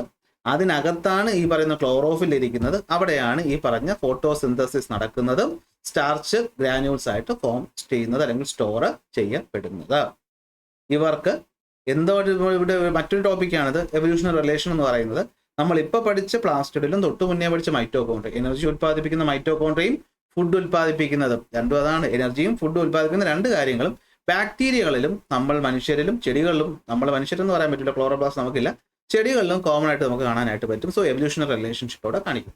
മനുഷ്യന്മാർക്ക് ക്ലോറോപ്ലാസ്റ്റ് ഇല്ല. ഓക്കെ, അടുത്ത് ക്രോമോപ്ലാസ്റ്റ്. അപ്പൊ ക്രോമോപ്ലാസ്റ്റ് എന്ന് വെച്ചാൽ മറ്റൊരു തരം പ്ലാസ്റ്റിഡ് ആണ്. എന്തെന്ന് പറയുന്നത്? ക്രോമോപ്ലാസ്റ്റ്. പേരിൽ നിന്ന് തന്നെ നമുക്കറിയാം, ക്രോമിയം എന്നൊക്കെ പറയുന്നത് നിറവുമായിട്ട് ബന്ധപ്പെട്ടതാണ് അല്ലേ. അപ്പോൾ ഈ ക്ലോറോഫിൽ എന്ന് പറയുന്ന ഒരു ഗ്രീൻ കളേർഡ് പിഗ്മെന്റ് ആണെന്ന് നമ്മൾ കേട്ടിട്ടുണ്ട്. എന്നാൽ ഈ ചെടികളിൽ പൂക്കൾ നമ്മൾ എന്ത് ചെയ്യാറുണ്ട്? കാണാറുണ്ട്. അതുപോലെ ചില പല നിറത്തിലുള്ള ഇലകളൊക്കെ നമ്മൾ ചില ചെടികൾ കാണാറുണ്ട്. അപ്പൊ ചെടികളിൽ പൂക്കൾക്ക് നിറം കൊടുക്കും, ഈ ഇലകൾക്ക് പ്രത്യേക നിറമൊക്കെ കൊടുക്കുന്ന ആരാണ്? ഈ പറയുന്ന പിഗ്മെന്റ് ആണ്. അതിന്റെ പേരാണ് എന്തെന്ന് പറയുന്നത്? ക്രോമോപ്ലാസ്റ്റ് എന്ന് പറയുന്നത്. യെല്ലോ, ഓറഞ്ച്, റെഡ് പോലെയുള്ള നിറങ്ങൾ പൂക്കൾക്കും ഫ്രൂട്ട്സിനും ഒക്കെ കൊടുക്കുന്ന ആരാണ്? ഇവരാണ്. ഇതിന്റെ പ്രധാന ജോലി എന്ന് പറയുന്നത് എന്താണ്? ഈ പോളിനേറ്റേഴ്സിനെ അട്രാക്ട് ചെയ്യുക എന്നുള്ളത്. അല്ലെ, പരാഗണം നടത്താനായിട്ട് പൂവിലോട്ട് ബട്ടർഫ്ലൈ ഒക്കെ ചിത്രശലഭമൊക്കെ വരണമെങ്കിൽ അട്രാക്റ്റീവ് നിറത്തിലൊക്കെ ഇരിക്കണം. അതാണ് സംഭവം എന്ന് പറയും. സോ ഇതാണ് ചോദ്യം. How do flowers, fruits and vegetables acquire their colour? That is through chromoplast. എന്തിലൂടെയാണത്? ക്രോമോപ്ലാസ്റ്റിലൂടെയാണ്. ക്രോമോ എന്ന് വെച്ച് കഴിഞ്ഞാൽ നിറം എന്നാണ് അർത്ഥം. ഓക്കെ, അപ്പൊ നിറമുള്ള പ്ലാസ്റ്റ് ക്രോമോപ്ലാസ്റ്റ് എന്ന് പറയും. ഇതാണ് ഈ പറയുന്ന നിറങ്ങൾ ചെടികൾക്ക് കൊടുക്കുന്നത്, പോളിനേറ്റേഴ്സിനെ അട്രാക്ട് ചെയ്യുക എന്നുള്ളതാണ് ജോലി. എന്നാൽ പച്ച നിറത്തില് ക്ലോറോപ്ലാസ്റ്റ്, ചുവപ്പ് മഞ്ഞ നിറത്തില് ക്രോമോപ്ലാസ്റ്റ്. എന്നാൽ ഇത് രണ്ടും അല്ലാതെ വെള്ള നിറത്തിൽ കാണുന്ന ഒരു പ്ലാസ്റ്റിഡ് ഉണ്ട്. അതിന്റെ പേരാണ് എന്ത്? ലൂക്കോപ്ലാസ്റ്റ്. ലൂക്കോപ്ലാസ്റ്റിന്റെ ജോലി എന്ന് വെച്ചാൽ സ്റ്റോറേജ് ആണ്. അപ്പൊ ക്ലോറോപ്ലാസ്റ്റ് ആഹാരം എന്ത് ചെയ്യുന്നു? ഉൽപ്പാദിപ്പിക്കുന്നു. ക്രോമോപ്ലാസ്റ്റ് നിറം കൊടുക്കുന്നു. ലൂക്കോപ്ലാസ്റ്റ് ആഹാരത്തിന് സ്റ്റോർ ചെയ്യുന്നു. സ്റ്റാർച്ച്, ഓയിൽ, പ്രോട്ടീൻ പോലെയുള്ളവയെ സ്റ്റോർ ചെയ്യുന്നത് ആരാണ്? ലൂക്കോപ്ലാസ്റ്റ് ആണ്. ഇത് കളർലെസ് ആണ്, പലപ്പോഴും വെള്ള നിറത്തിലൊക്കെ ആയിട്ടുണ്ട് കാണപ്പെടുന്നത്. പൊട്ടറ്റോയിലൊക്കെ കാണുന്ന എന്താണ്? ലൂക്കോപ്ലാസ്റ്റ് ആണ്. നോക്കിയേ, some plastic lack pigment, thus they are colourless. അപ്പൊ ഞാൻ വൈറ്റ് എന്ന് പറഞ്ഞതും ഓക്കെ, എന്താണ് അതിന്റെ വൈറ്റ് എന്ന് പറയാൻ കാരണം കൊണ്ട് ലൂക്കോപ്ലാസ്റ്റിലെ ഈ പറഞ്ഞ ലൂക്കോസ് എന്ന് വെച്ചാൽ അർത്ഥം എന്താണ്? വൈറ്റ്. സോ അതാണ് വൈറ്റ് എന്ന് പറയുന്നത്. സ്റ്റോർ ചെയ്യുക, ഫുഡ് സ്റ്റോർ ചെയ്യുക, സ്റ്റാർച്ച്, ഓയിൽ, പ്രോട്ടീൻ രൂപത്തിൽ ഫുഡ് സ്റ്റോർ ചെയ്യുക എന്നുള്ളതാണ് ഇവരുടെ ജോലി എന്ന് പറയുന്നത്. പൊട്ടറ്റോയിലും കൊളക്കേഷ്യയിലും ഒക്കെ എന്താണ് സ്റ്റോർ ചെയ്യുന്നത്? സ്റ്റാർച്ച് സ്റ്റോർ ചെയ്യുന്നത്. ഉരുളക്കിഴങ്ങ് കഴിക്കാറില്ല, അപ്പം അതിനകത്തൊക്കെ എന്താ ഉള്ളത്? ലൂക്കോപ്ലാസ്റ്റിനകത്താണ് നിങ്ങൾ സ്റ്റോർ ചെയ്ത് വെച്ചത്. സോ അങ്ങനെ മറ്റൊരു ഓർഗനിലും കൂടെ നമ്മൾ കംപ്ലീറ്റ് ചെയ്തു. പഠിച്ചു കഴിഞ്ഞല്ലോ. മൈറ്റോകോൺട്രിയ പഠിച്ചു, chloroplast, chromoplast, leucoplast, chloro food, chromo നിറം, ലൂക്കോ സ്റ്റോറേജ്. അവസാനത്തെ ആളാണ് ആരെന്ന് പറയുന്നത്? വാക്യൂൾസ് എന്ന് പറയും. അപ്പൊ വാക്യൂൾസ് എന്ന് പറഞ്ഞു കഴിഞ്ഞാൽ പ്രധാനമായിട്ട് രണ്ട് കാര്യങ്ങളാണ്. സ്റ്റോറേജ്. അപ്പൊ നിങ്ങൾ ഈ ലൂക്കോപ്ലാസ്റ്റ് സ്റ്റോറേജ് അല്ലേ? ലൂക്കോപ്ലാസ്റ്റ് സ്റ്റോറേജ് ആണ്. അതുപോലെ തന്നെ ചെടിയിൽ ഈ വെള്ളം പോലെയുള്ള വസ്തുക്കളും സ്റ്റോർ ചെയ്ത് വയ്ക്കണ്ടേ? ചെടിക്ക് ഒരു സപ്പോർട്ട് കൊടുക്കണ്ടേ? ഉദാഹരണത്തിന് നമ്മളെ ഒരു ചെടിക്ക് 5 ദിവസം വെള്ളം ഒഴിച്ചില്ല, 5 ദിവസം പോട്ടെ, ഇപ്പോഴത്തെ ഒരു ചൂടിലാണെങ്കിൽ 2 ദിവസം അല്ലെങ്കിൽ 1 ദിവസം വെള്ളം ഒഴിച്ചില്ലെങ്കിൽ ആ ചെടി ആകെ വാടിപ്പോകും. വെള്ളം ഒഴിച്ചു കൊടുക്കുമ്പോൾ അത് നേരെ നിൽക്കും. അപ്പൊ ആ ഈ വാടിപ്പോകുമ്പോഴും നേരെ നിൽക്കുമ്പോഴും അതിന് സപ്പോർട്ട് കൊടുക്കണ്ടേ? അല്ലെ, ആ ഒരു ഫ്രഷ്നെസ് കൊടുക്കണ്ടേ? അതൊക്കെ ചെയ്യുന്ന ആരാണ്? വാക്യൂളാണ്. വാക്യൂൾ എന്ന് വെച്ചാൽ സ്പോഞ്ച് പോലെ ഇരിക്കുന്ന ഒരു സാധനമെന്ന് വിചാരിക്കുക, അല്ലെങ്കിൽ ഒരു സാക്ക് പോലെ ഇരിക്കുന്ന സാധനമെന്ന് വിചാരിക്കുക. വെള്ളമൊക്കെ കിട്ടിക്കഴിഞ്ഞാൽ അത് നിറഞ്ഞ് നല്ല ഭംഗിയായിട്ട് അങ്ങനെ ഇരിക്കും. അപ്പോൾ അത് ചെടിക്ക് ഒരു സപ്പോർട്ടും കൊടുക്കും, ചെടിക്ക് ആവശ്യമായിട്ടുള്ള വെള്ളം ഇതിനെടുക്കാനായിട്ട് പറ്റും. അപ്പോൾ അതാണ് ഒരു വാട്ടർ ടാങ്ക് പോലെയൊക്കെ ഇരിക്കുന്ന സാധനമാണ് എന്ത്? വാക്യൂൾ. ഒരു ബലൂൺ പോലെ ഇരിക്കുന്ന സാധനമാണ് വാക്യൂൾ. വെള്ളം നിറഞ്ഞിരുന്നാൽ അത് വീർത്ത് നല്ല ഭംഗിയായിരിക്കും, അല്ലെങ്കിൽ അത് വാടി. സോ പ്ലാസ്റ്റിഡ്സ് എന്ന് വെച്ചാൽ എന്താണ്? പ്ലാസ്റ്റിഡ്സ് എന്ന് പറയുന്നത് നമ്മളിപ്പോൾ പറഞ്ഞു എന്താണ്? അത് ചെടിക്ക് ഫുഡ് പ്രിപ്പയർ ചെയ്യാൻ സഹായിക്കുന്നു, ടെമ്പററി ആയിട്ട് സാധനങ്ങൾ സ്റ്റോറും ചെയ്യും. എന്നാൽ ഈ വെള്ളവും മിനറൽസും പോലെയുള്ള സാധനങ്ങളും ചില വേസ്റ്റ് മെറ്റീരിയൽസും സെല്ലിൽ സ്റ്റോർ ചെയ്യാൻ കാണുന്ന പ്രത്യേക ആൾക്കാരെയാണ് നമ്മൾ എന്ത് വിളിക്കുന്നത്? വാക്യൂൾസ് എന്ന് വിളിക്കുന്നത്. ഒരു മെച്യൂറായ ചെടി നമ്മൾ നോക്കുകയാണെങ്കിൽ അതിലൊരു വലിയ വാക്യൂൾ കാണും, അതിനെ സെൻട്രൽ വാക്യൂൾ എന്ന് വിളിക്കും. അതെന്ത് ചെയ്യും? ഈ പറയുന്ന എല്ലാവരെയും സപ്പോർട്ട് ചെയ്യും. So it is filled with watery fluid called sap. അല്ലെ, ഈ സെൻട്രൽ വാക്യൂളിനകത്ത് കാണുന്ന ഒരു വാട്ടറി ഫ്ലൂയിഡിന്റെ പേരാണ് സെൽ സാപ്പ്. ഇതാണ് സെൽ സാപ്പ്. ഇത് വെള്ളത്തിനെ സ്റ്റോർ ചെയ്യും, മിനറൽസിനെ സ്റ്റോർ ചെയ്യും, ഷുഗറിനെയും സ്റ്റോർ ചെയ്യും, വേസ്റ്റ് മെറ്റീരിയൽസിനെയും സ്റ്റോർ ചെയ്യും. അങ്ങനെ വാക്യൂള് ഈ പറയുന്ന നിറഞ്ഞിരിക്കുമ്പോൾ അത് പ്രഷർ മെയിൻറ്റെയിൻ ചെയ്യാൻ സഹായിക്കും, സെല്ലിനെ നേരെ നിൽക്കാനായിട്ട് സഹായിക്കും, അതിനെ സെല്ലിനെ ഫേം ആയിട്ട് വെച്ച് ചെടിയൊക്കെ നേരെ നിൽക്കാനായിട്ട് ഇത് ഹെൽപ്പ് ചെയ്യും. ഓക്കെ, അതാണ് പറയുന്നത് എന്തെന്ന് പറയുന്നത്? വാക്യൂൾസ് എന്ന് പറയും. അപ്പോൾ ലാസ്റ്റ് ടോപ്പിക് എന്താണ് വാക്യൂൾസ് എന്ന് വെച്ച് കഴിഞ്ഞാൽ? Vacuoles are storage sac present inside the cell. സെല്ലിനകത്ത് കാണുന്ന സപ്പോർട്ട് അല്ലെങ്കിൽ സ്റ്റോറേജിനെയാണ് നമ്മൾ വാക്യൂൾസ് എന്ന് വിളിക്കുന്നത്. എല്ലാ ചെടികളിലും ഒരു വലിയ വാക്യൂൾ ഉണ്ടാവും. അതിന്റെ സെൻട്രൽ വാക്യൂൾ എന്ന് വിളിക്കും. അത് നോക്കിയിട്ട് surrounded by selectively permeable membrane. അപ്പോൾ അതിന് ചുറ്റും ഒരു മെമ്പറൈൻ കവറിങ് ഉണ്ടാകും. അതിനകത്ത് വാട്ടറി ഫ്ലൂയിഡ് ആയിട്ടുള്ള സാപ്പ് ഉണ്ടാകും. ഈ സെൽ സാപ്പ് വരുന്ന വെള്ളത്തൊക്കെ സ്റ്റോർ ചെയ്തുണ്ടാകുന്നതാണ് ഈ സെൽ സാപ്പ് എന്ന് പറയുന്നത്. അപ്പോൾ ഫംഗ്ഷൻസ് എന്തൊക്കെയാണ്? വാട്ടർ, മിനറൽസ്, ഷുഗർ, വേസ്റ്റിനെ സ്റ്റോർ ചെയ്യുക, പ്രഷർ മെയിൻറ്റെയിൻ ചെയ്യുക, അതുപോലെ ഫേം ആയിട്ട് ചെടിയെ വെച്ചിരിക്കുക. ചെടികൾ വാടിപ്പോകുന്നതിൻ്റെ റീസൺ ഇനോഫ് വെള്ളം കിട്ടാത്തപ്പോൾ ഈ പറയുന്ന സെൽ സാപ്പ് ഒക്കെ പോയി അത് ചുരുങ്ങി പോകുന്നതുകൊണ്ടാണ്. അനിമൽസിനകത്ത് ഈ പറയുന്ന പ്ലാന്റ്സിലെ പോലെ ഈ പറഞ്ഞ വാക്യൂൾസ് അത്ര പ്രോമിനൻ്റ് അല്ല. ചില രീതിയിൽ സ്മോളർ വാക്യൂൾസ് ടെമ്പററി സ്റ്റോറേജിന് വേണ്ടിയിട്ട് കാണാറ്. അപ്പോൾ ഇത്രയും പറയുമ്പോൾ നമ്മൾ ഇത് കഴിഞ്ഞു എല്ലാതരം സെൽ ഓർഗനൽസിനെയും പറ്റി പഠിച്ചു. ഇനി നമുക്ക് പഠിക്കാനുള്ള സെല്ലിൻ്റെ ഡിവിഷനെ പറ്റിയാണ്. അത് അടുത്ത ക്ലാസ്സിൽ പഠിക്കും. അപ്പോൾ ഇന്നത്തെ ക്ലാസ് ഇഷ്ടപ്പെട്ട ലൈക്ക് ചെയ്യാനും ഷെയർ ചെയ്യാനും സബ്സ്ക്രൈബ് ചെയ്യാനും മറക്കണ്ട. അടുത്ത ക്ലാസ്സിൽ അടുത്ത ടോപ്പിക്കുമായിട്ട് കാണാം.